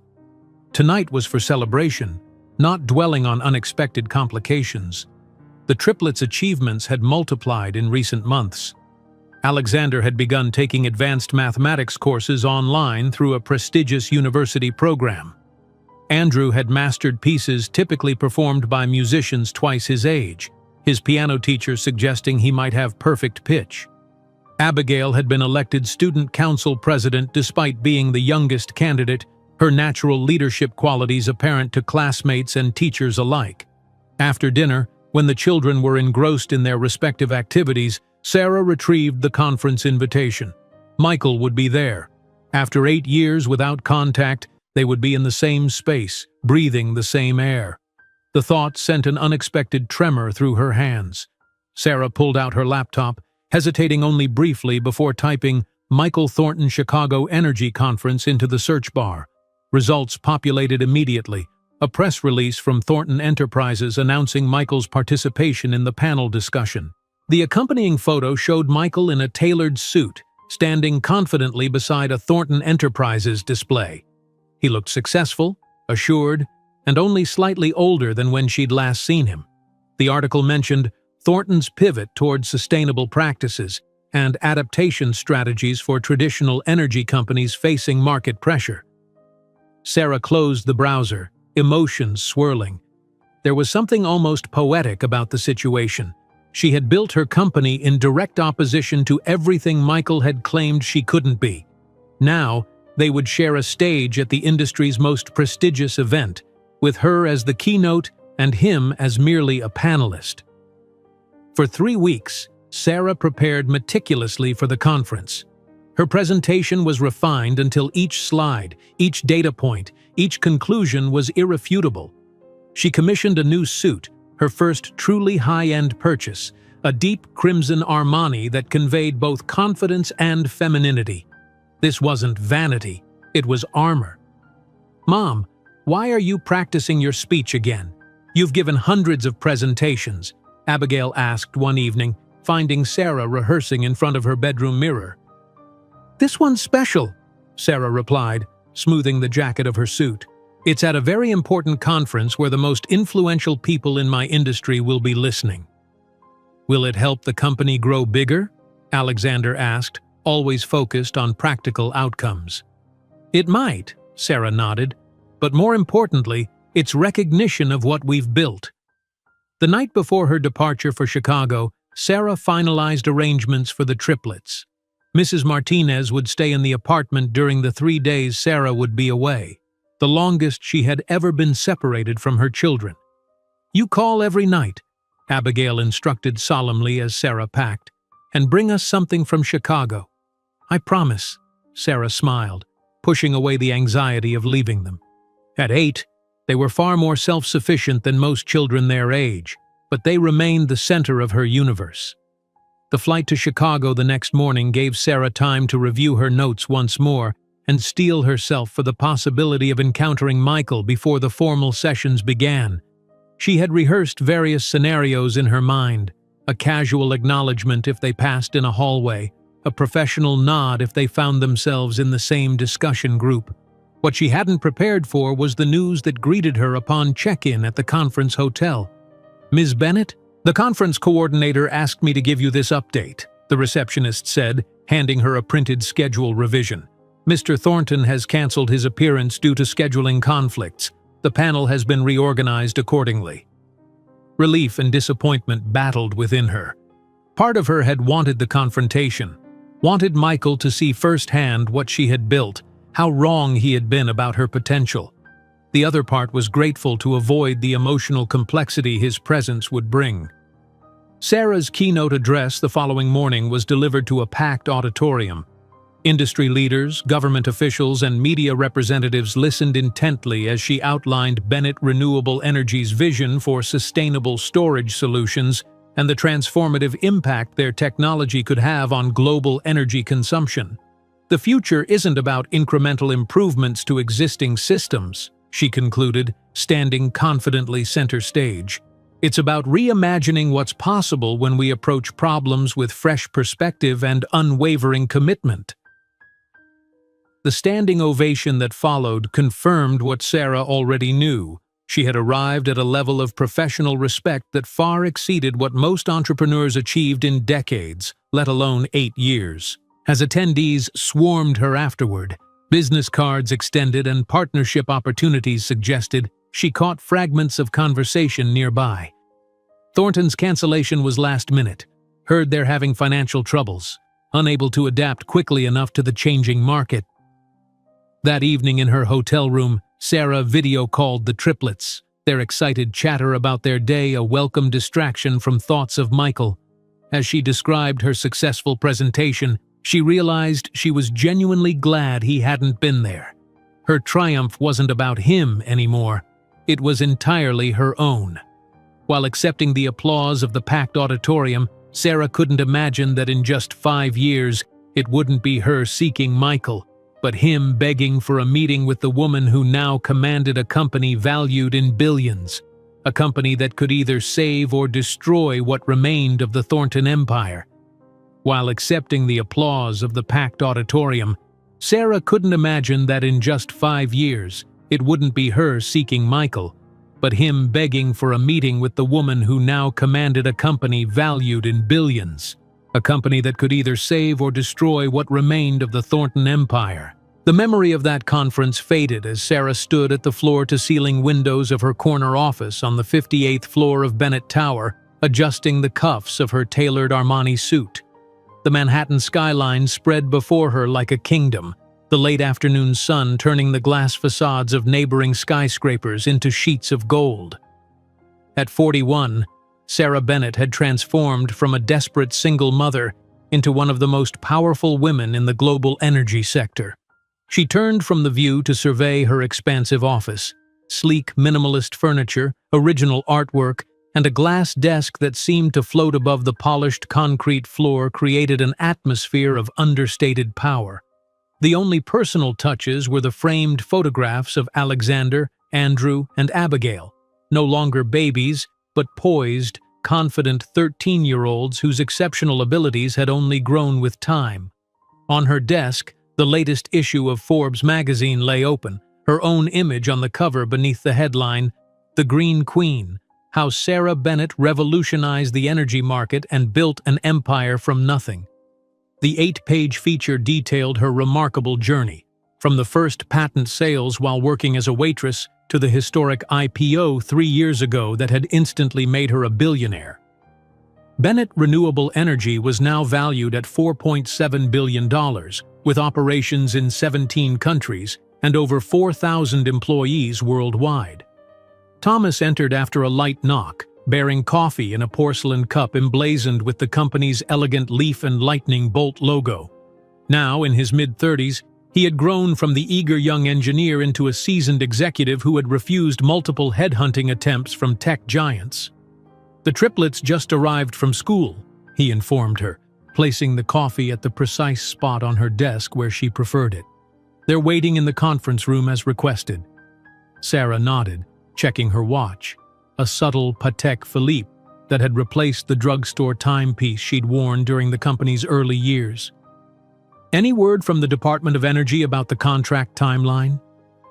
The secretary himself called. "They're expediting approval.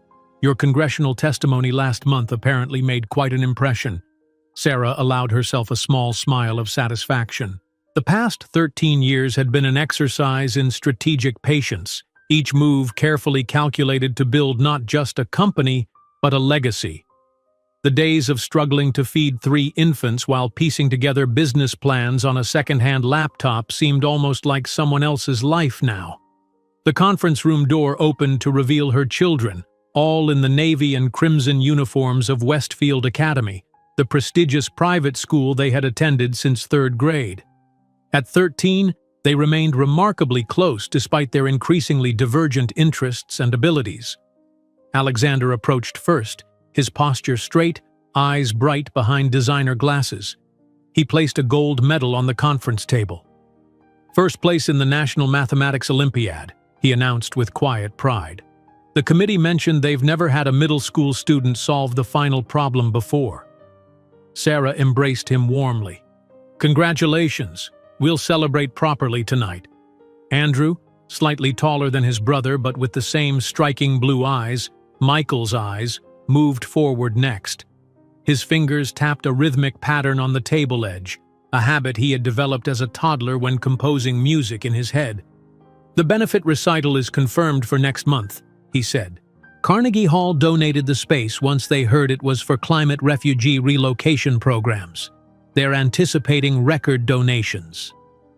Sarah nodded, remembering the days when Andrew had practiced on a toy keyboard in their tiny Bronx apartment. Now he was regarded as one of the most promising young pianists in the country, his talent matched only by his commitment to humanitarian causes. Abigail, her dark hair swept into a practical ponytail, was reviewing documents from her school tablet. "My entrepreneurship project on female leadership in STEM fields won the national competition," she mentioned, as if discussing the weather rather than a major achievement. "The judges want to implement the mentorship program I designed in 500 schools next year." Pride swelled in Sarah's chest as she gazed at her remarkable children. They had not only survived the devastating circumstances of their birth, but had thrived beyond all expectations. Each possessed extraordinary gifts that they were already using to improve the world around them. "I'm incredibly proud of all of you," Sarah said, her voice warm with genuine emotion. "More than any business success, you 3 are my greatest achievement." Thomas reappeared at the door with an apologetic expression. "Sorry to interrupt, but the final guest list for the Benson Award ceremony arrived. I thought you might want to review it before tomorrow's preparations." Sarah took the tablet he offered, scrolling through the names of industry leaders, government officials, and celebrities who would attend the prestigious event where she would receive the Benson Award for Sustainable Innovation, the highest honor in her field. The triplets continued chatting among themselves, discussing an upcoming school project they were collaborating on.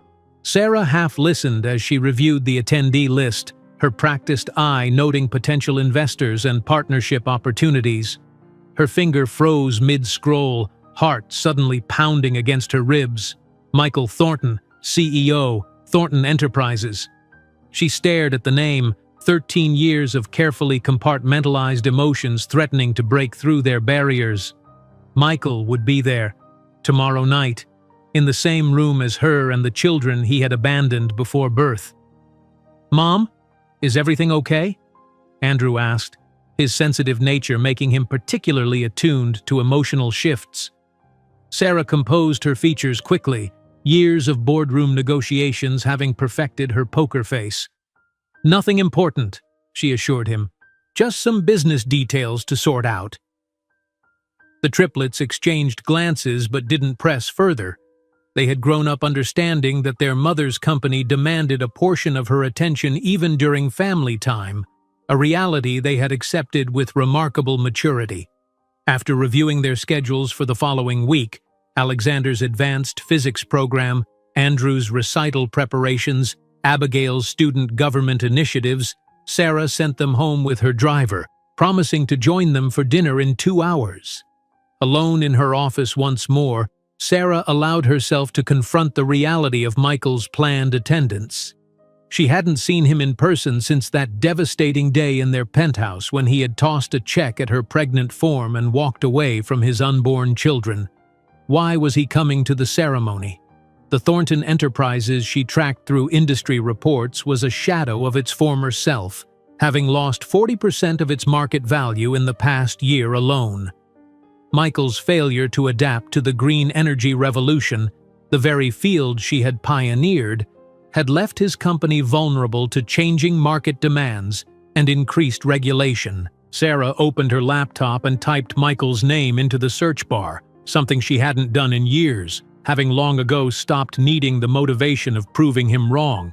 Recent photos showed a man who had aged more than 13 years should warrant. Lines carved deep around his eyes, a slight paunch straining against expensive suits, hair thinning despite obvious interventions. The confident smirk she remembered had been replaced by a tight smile that didn't reach his eyes. Recent headlines told the story. Thornton Enterprises announces third round of layoffs. Investors question Thornton's viability in changing energy landscape. Bankruptcy rumors plague once mighty Thornton Enterprises. According to financial analysts, the company was months, perhaps weeks, from declaring bankruptcy. Michael's strategic miscalculations and resistance to renewable technology had left Thornton Enterprises unable to compete in a market that had evolved beyond his understanding. Sarah closed the browser, surprised by her lack of satisfaction at his downfall. The revenge fantasy that had sustained her through countless sleepless nights with 3 infants had long since been replaced by genuine pride in what she had built, not in opposition to Michael, but for herself and her children. That evening, Sarah arrived home to find the triplets already engaged in their usual activities. Alexander was programming a simulation on his computer. Andrew was practicing at the grand piano that dominated one corner of their spacious living room, and Abigail was organizing notes for her next school government meeting. After dinner, Sarah checked final details for the award ceremony with her assistant. The Benson Award was presented annually to the business leader who had made the most significant contribution to sustainable development. Previous recipients included tech billionaires and industrial titans with decades-long careers. At 41, Sarah would be the youngest recipient in the award's history, and the first single mother. Later, as the apartment quieted for the night, Sarah found herself drawn to the children's rooms, a habit formed in those early days when every moment of silence had been precious and precarious. Alexander slept with books scattered across his bed, complex equations filling the whiteboard that covered one wall of his room. Andrew's space was meticulously organized, his walls adorned with framed concert programs and musical notation. Abigail's room reflected her practical nature. A scheduling board outlined her goals for the next 3 months, color-coded and prioritized with military precision. Sarah paused in Abigail's doorway, watching her daughter's peaceful breathing. Would Michael recognize himself in her determined jaw? Would he see his mathematical mind in Alexander's brilliance, or his hidden artistic soul in Andrew's musical genius? Would he feel the magnitude of what he had discarded 13 years ago? The following morning, Sarah prepared with methodical precision for the evening's ceremony. Her stylist arrived at 7, followed by her makeup artist and the designer delivering her custom gown. The red Valentino creation had been selected not just for its elegance but for its symbolism, the color of power, passion, and rebirth. The car will arrive at 6:30, her assistant confirmed. The triplets' formal wear has been delivered and pressed. As Sarah stood before her mirror, the transformation complete, she barely recognized the desperate young woman who had once sobbed on the floor of a Bronx apartment, 3 infants wailing around her. That woman existed now only in memory, replaced by someone who had rebuilt herself through sheer force of will. "Children, are you ready?" Sarah called, emerging from her bedroom. "Our limousine is waiting." The triplets appeared in the hallway, impeccably dressed. Alexander and Andrew in tailored tuxedos that highlighted their athletic builds, both with Michael's striking blue eyes and strong jawline. Abigail wore a midnight blue gown that complemented her mother's red, her dark hair arranged in an elegant updo that made her look older than her 13 years. "Today is special," Sarah said, adjusting Alexander's bow tie with practiced fingers. "More than you can imagine." While the limousine glided through Manhattan traffic toward the Plaza Hotel, Sarah couldn't know that in a few hours, Michael Thornton would be face to face with the living embodiment of his greatest mistake, and that by morning, his remaining world would lie in ruins. The limousine glided through Manhattan's evening traffic, its sleek black exterior reflecting the city lights as Sarah gazed out the window, her mind racing with thoughts of the confrontation to come. Beside her, the triplets chatted excitedly about the ceremony, unaware that tonight would mark their first encounter with the father who had rejected them before birth. The Plaza Hotel came into view, its historic facade illuminated against the darkening sky. Photographers lined the entrance, their cameras poised to capture arrivals for what was considered the most prestigious event in the sustainable energy calendar. The Benson Award ceremony had drawn the elite of American business, politics, and entertainment, all gathered to witness the crowning of this year's honoree. "Remember," Sarah said, smoothing an invisible wrinkle from her crimson Valentino gown, "there will be a lot of photographers and journalists. Just smile naturally and stay close to me." "We know the drill, Mom," Alexander replied, adjusting his glasses with practiced nonchalance. At 13, he had already accompanied Sarah to enough public events to understand the protocol. As their driver opened the door, the flashbulbs erupted in a storm of light. "Sarah Bennett and family arriving," announced the event coordinator at the entrance, triggering a renewed frenzy of camera clicks and excited murmurs. Sarah emerged with practiced grace, her red gown catching the light dramatically. The triplets followed, poised and confident despite their youth. Together they presented a striking tableau, the successful matriarch and her extraordinary children, all bearing the unmistakable Bennett confidence that Sarah had cultivated in them since infancy. Across the grand ballroom, Michael Thornton froze mid-conversation, his champagne flute suspended halfway to his lips. The sight of Sarah, radiant and powerful in that commanding red dress, would have been shocking enough. But it was the three teenagers accompanying her that drained the color from his face. Even at this distance, the resemblance was unmistakable. The boys were carbon copies of himself at 13, from their posture to the distinctive Thornton blue eyes that had skipped generations in his family before appearing in him. "Michael, are you all right?" Jennifer touched his arm, her voice laced with concern. At 35, Jennifer Thornton still possessed the beauty that had once graced magazine covers, though subtle signs of strain had begun to appear around her eyes. Her marriage of 10 years had yielded social status, but had failed to produce children, a fact that had become increasingly painful as Michael's business difficulties mounted. I need some air," Michael mumbled, his eyes still fixed on the quartet across the room. He moved quickly toward the terrace doors, nearly colliding with a waiter in his haste to escape. Jennifer followed, confusion evident in her expression as she glanced back, trying to identify what had triggered her husband's sudden distress. Her gaze landed on Sarah Bennett, and a flicker of recognition crossed her features. She had seen photographs of Michael's ex-wife in business publications, of course, but had never encountered her in person. Her eyes then shifted to the three teenagers, and understanding dawned slowly, painfully, as she noted their familiar features. Sarah, meanwhile, continued her entrance with practiced poise, acknowledging greetings from fellow executives and government officials with warm smiles and firm handshakes. If she noticed Michael's abrupt departure, her expression betrayed nothing. "Sarah Bennett, congratulations on the Benson Award," called the Secretary of Energy, approaching with an extended hand.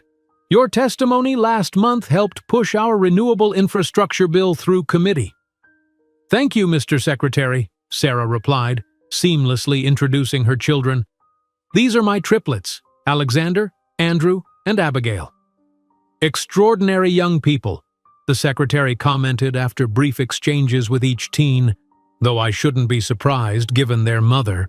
As the formal start of the ceremony was announced, Sarah guided her children toward their designated table, strategically positioned, whether by coincidence or design, directly adjacent to where Michael and Jennifer would be seated when they returned from the terrace.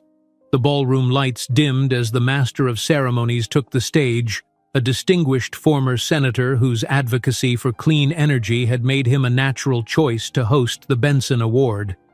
"Tonight we celebrate innovators who have transformed our relationship with the planet," he began, his resonant voice filling the ornate space. "Men and women who refused to accept the status quo and instead reimagined how humanity might meet its energy needs without compromising future generations." Sarah felt a prickling sensation on the back of her neck, the unmistakable feeling of being watched. Without turning, she knew Michael had returned to the ballroom and taken his seat at the neighboring table. She could sense his gaze burning into her profile as she maintained her attention on the stage, her posture relaxed but regal. The triplets, unaware of the drama unfolding, applauded politely as preliminary awards were presented for achievements in various categories of sustainable development. Alexander occasionally whispered observations about the technical specifications mentioned in the presentations, while Andrew's sensitive ear caught the subtle emotional cues in the speakers' voices. Abigail, ever vigilant, was the first to notice the intense stare from the man at the next table. "Mom," she whispered, leaning close, "why is that man looking at us?" "I'll explain later," Sarah murmured, squeezing her daughter's hand reassuringly. Michael remained paralyzed in his seat, unable to tear his eyes away from the three young faces that were hauntingly familiar, his own features reflected back at him through the lens of youth. Jennifer sat rigidly beside him, her smile fixed and brittle as she whispered urgently, "Who are those children with her? They look like you." Michael couldn't form a response, his throat constricting around words that refused to materialize. The enormity of what he was witnessing, the physical embodiment of his greatest abandonment, rendered him speechless. "And now," announced the master of ceremonies, his voice cutting through Michael's spiraling thoughts, "the moment we've all been waiting for. It is my profound honor to present this year's recipient of the Benson Award for Sustainable Innovation, Sarah Bennett, founder and CEO of Bennett Renewable Energy." The ballroom erupted in applause. Sarah rose gracefully, the spotlight following her as she made her way to the stage. Her red gown seemed to absorb the light, transforming her into a figure of almost mythic power as she ascended the steps with measured confidence. At the podium, Sarah adjusted the microphone, her gaze sweeping the room with serene authority before landing briefly but pointedly on Michael's table. 13 years ago, she began, her voice clear and unwavering, "I was pregnant, abandoned, and without prospects. A man told me I was insufficient, boring, a burden to his bright future." A hush fell over the audience, the unexpected personal revelation from this normally private business leader capturing everyone's attention. Michael sank lower in his chair, as if physical compression might somehow make him invisible. "That man gifted me with 3 blessings, my children, and an invaluable lesson. No one defines my worth except myself." Sarah's words carried through the silent room, each syllable striking Michael like a physical blow. Today, Bennett Renewable Energy employs 4,200 people across 17 countries. Our technology has reduced carbon emissions equivalent to removing 12 million cars from the roads, and we've just closed a $1.2 billion contract with the federal government. Applause erupted again, genuine admiration rippling through the crowd. Sarah raised her hand slightly, and the room quieted once more. "My children are here tonight," she continued, her expression softening. "Alexander, Andrew, and Abigail, please stand." The triplets rose from their seats, their expressions a mixture of pride and slight embarrassment at the sudden attention. Murmurs swept through the ballroom as guests noticed the striking resemblance between the boys and Michael Thornton, whose reputation in business circles made him easily recognizable. "Michael Thornton is present as well," Sarah continued, looking directly at him for the first time. "The man who signed legal documents swearing these children didn't exist for him. The man who believed my value was tied to my usefulness in his life."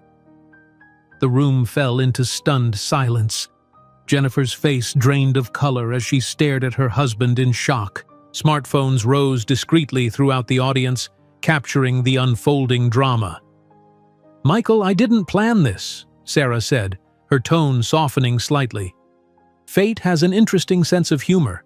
But since we're here, let me formally introduce you. These are your biological children, whom you never wanted to know." Michael rose unsteadily to his feet, his face ashen. "Sarah, please, not here." "Where then, Michael?" Sarah countered, her voice gaining edge. "In your office, which will soon be emptied due to impending bankruptcy? In your home, which banks are preparing to reclaim? Thornton Enterprises is sinking because you failed to adapt. Exactly what you accused me of." Alexander approached the stage, confusion evident in his expression. "Mom, who is this man?" Sarah took a deep breath, the moment she had both dreaded and anticipated for 13 years finally arriving. "Alexander, Andrew, Abigail, this is Michael Thornton, your biological father." The words hung in the air, transforming the elegant award ceremony into a tableau of frozen emotion. Michael stood immobile, caught between his table and the stage, like a man suspended between two realities: the successful life he had constructed on the foundation of abandonment, and the truth that now stood before him in triplicate, wearing his eyes, his jawline, his unmistakable features. The murmuring in the room grew louder as guests processed the revelation. Journalists discreetly tapped notes into their phones, knowing tomorrow's business pages had just been dramatically rewritten. Jennifer remained seated, her rigid posture suggesting a woman calculating her next move with painful clarity. Andrew and Abigail had joined their brother near the stage, the three of them forming an unconscious united front as they regarded the stranger who shared their DNA. Their expressions reflected their distinct personalities: Alexander's analytical assessment, Andrew's emotional sensitivity, and Abigail's protective vigilance. In that moment, beneath the crystal chandeliers of the Plaza Ballroom, surrounded by the elite of American society, 13 years of carefully constructed narratives collapsed. Michael Thornton faced the living consequences of his choices, while Sarah Bennett stood above them all, no longer defined by abandonment, but by the empire she had built from its ashes. While photographers captured the unfolding scene with rapid-fire clicks, no one in the grand ballroom realized that the reporter from the Wall Street Journal, positioned near the partially open door, was already typing the headline that would definitively destroy Michael Thornton's reputation by morning. While photographers captured the unfolding scene with rapid-fire clicks, no one in the grand ballroom realized that the reporter from the Wall Street Journal, positioned near the partially open door, was already typing the headline that would definitively destroy Michael Thornton's reputation by morning. A heavy silence descended upon the Plaza Hotel ballroom, the kind that follows an unexpected revelation that shifts the very air in a room. The Benson Award, the elegant decorations, the gathered luminaries, all receded into the background as the human drama took center stage. Sarah stepped away from the podium, her crimson Valentino gown catching the light as she descended the steps with practiced grace. The CEO of Bennett Renewable Energy, who had faced down skeptical venture capitalists and hostile congressional committees, now approached her children with a gentleness reserved only for them. "I'm sorry you had to find out this way," she said softly, placing a protective hand on Alexander's shoulder. "This wasn't how I planned for you to meet." Michael remained frozen between tables, his expensive suit suddenly seeming to hang awkwardly on his frame. The confidence that had once been his trademark, The same arrogance that had allowed him to discard his pregnant wife 13 years ago had evaporated, leaving behind a man who appeared smaller than his physical size. The CEO of the Benson Group stepped forward quickly, sensing the need to redirect the moment. "Let's take a brief intermission before our next segment," he announced smoothly. "Please enjoy the refreshments and networking opportunities." As conversations erupted around the room, Sarah guided the triplets toward a private anteroom that had been reserved for the award recipient. Michael took a halting step in their direction, but was intercepted by Jennifer, her manicured fingers digging into his arm with surprising force. "Don't you dare make a scene," she hissed, her perfect smile never wavering for the benefit of watching eyes. "We'll discuss this at home." "I need to talk to them," Michael replied, his voice hollow. "They're my—" "Don't!" Jennifer cut him off.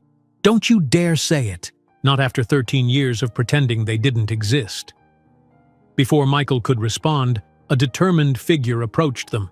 Elena Rodriguez, now Bennett Renewable Energy's chairwoman of the board.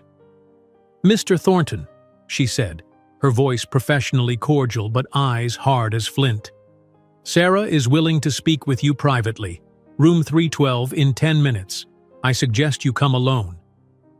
In the quiet anteroom, Sarah sat beside the triplets on a plush sofa, holding their hands as she finally shared the complete truth she had protected them from for years.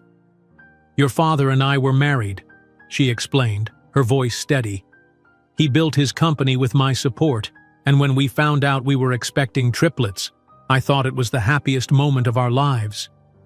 She paused, choosing her words carefully. But Michael decided he didn't want the responsibility of children. He felt they would hold back his career and lifestyle. "He abandoned us before we were even born?" Abigail asked, her analytical mind piecing together the implications. Sarah nodded. "He gave me money to leave and signed legal documents renouncing his parental rights." Alexander's face hardened, a mathematical precision to his anger. "So we were just an inconvenience to his profit margin?" "The equation didn't balance in our favor," Sarah replied with gentle honesty. Andrew, always the most emotional of the three, asked the question that cut to the heart of the matter. "Did he ever try to find us, even once?" Sarah shook her head. "No, sweetheart. He chose a different path." A knock at the door interrupted them. Elena entered, her expression somber. "He's waiting in room 312. Are you sure about this, Sarah?" "Yes," Sarah replied, standing and smoothing her gown. "The children deserve closure, and so do I." The walk to room 312 felt like traversing years rather than mere corridors. Sarah entered first, the triplets following close behind, their young faces set with a determination that mirrored their mother's. Michael stood alone by the window, his reflection superimposed over the Manhattan skyline.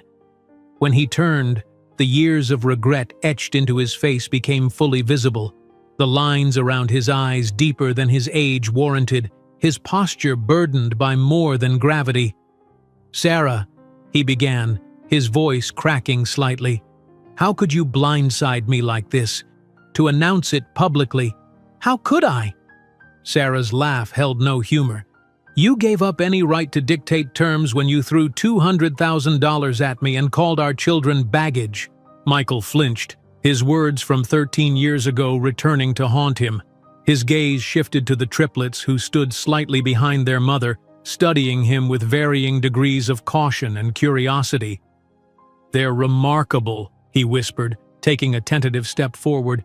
"You've done an amazing job with them." "Not with them," Sarah corrected firmly. "For them. There's a difference." Alexander stepped forward, his analytical mind unable to resist addressing the situation directly. "Why are you interested in us now? Because we're the children of a billionaire? Or because your own company is failing?" Michael paled at the perceptiveness of the question, his hands twitching slightly at his sides. "It's not like that. I made a terrible mistake." "A mistake?" Sarah echoed, her voice controlled but edged with 13 years of suppressed anger. "A mistake is forgetting an anniversary or missing a flight." You made a choice, Michael. A deliberate, calculated choice to abandon your family when they needed you most. Andrew observed Michael with the sensitive perception that made him such an extraordinary musician. You look sad, he noted quietly. Not just because you're in trouble now, but deeper than that. Abigail, protective as always, positioned herself slightly in front of her brothers. Why should we care how he feels? He didn't care about us. Michael sank into a chair, the full weight of his actions visibly crushing him. I'm ruined, he admitted, the words seemingly torn from his throat. Thornton Enterprises will declare bankruptcy next week. Jennifer told me tonight that she's leaving. Everything I built is crumbling. And that should move me? Sarah asked, remembering the cold apartment in the Bronx, the nights of cradling 3 infants alone, the rejection at every job interview. You told me I wasn't worth the check for $200,000 you threw at me. Do you know what Bennett Renewable Energy is worth today? $4.7 billion. I generate that in revenue every quarter. Tears welled in Michael's eyes, a vulnerability he had never shown during their marriage. I want to know my children, please. Sarah looked at him for a long moment, then turned to the triplets. This isn't my decision to make. Alexander, Andrew, Abigail, you're old enough to decide if you want this man in your lives.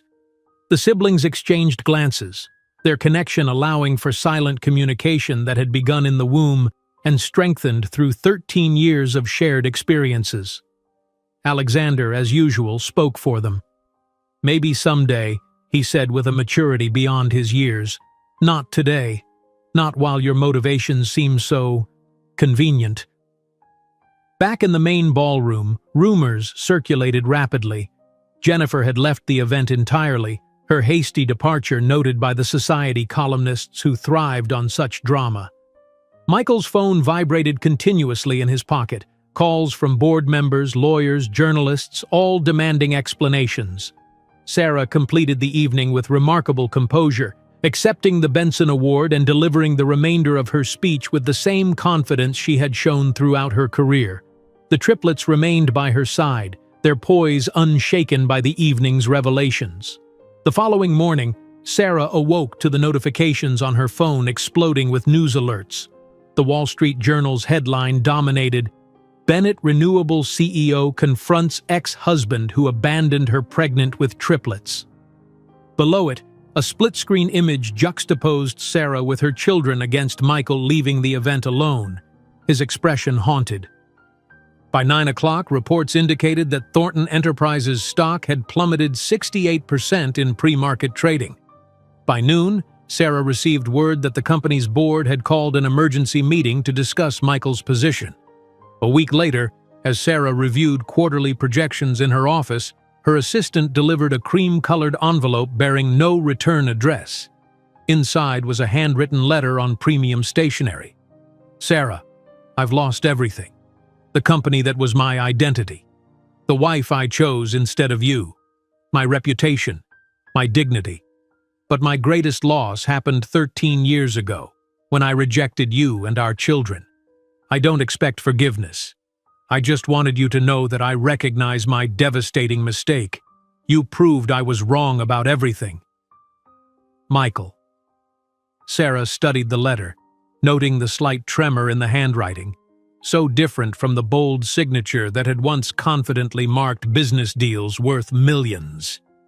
After a moment's consideration, she placed it in a drawer and returned her attention to the monitors displaying her upcoming video conference with world leaders on clean energy initiatives. That evening, Sarah arrived home to find the triplets setting the dining table, their movements synchronized after years of shared routines.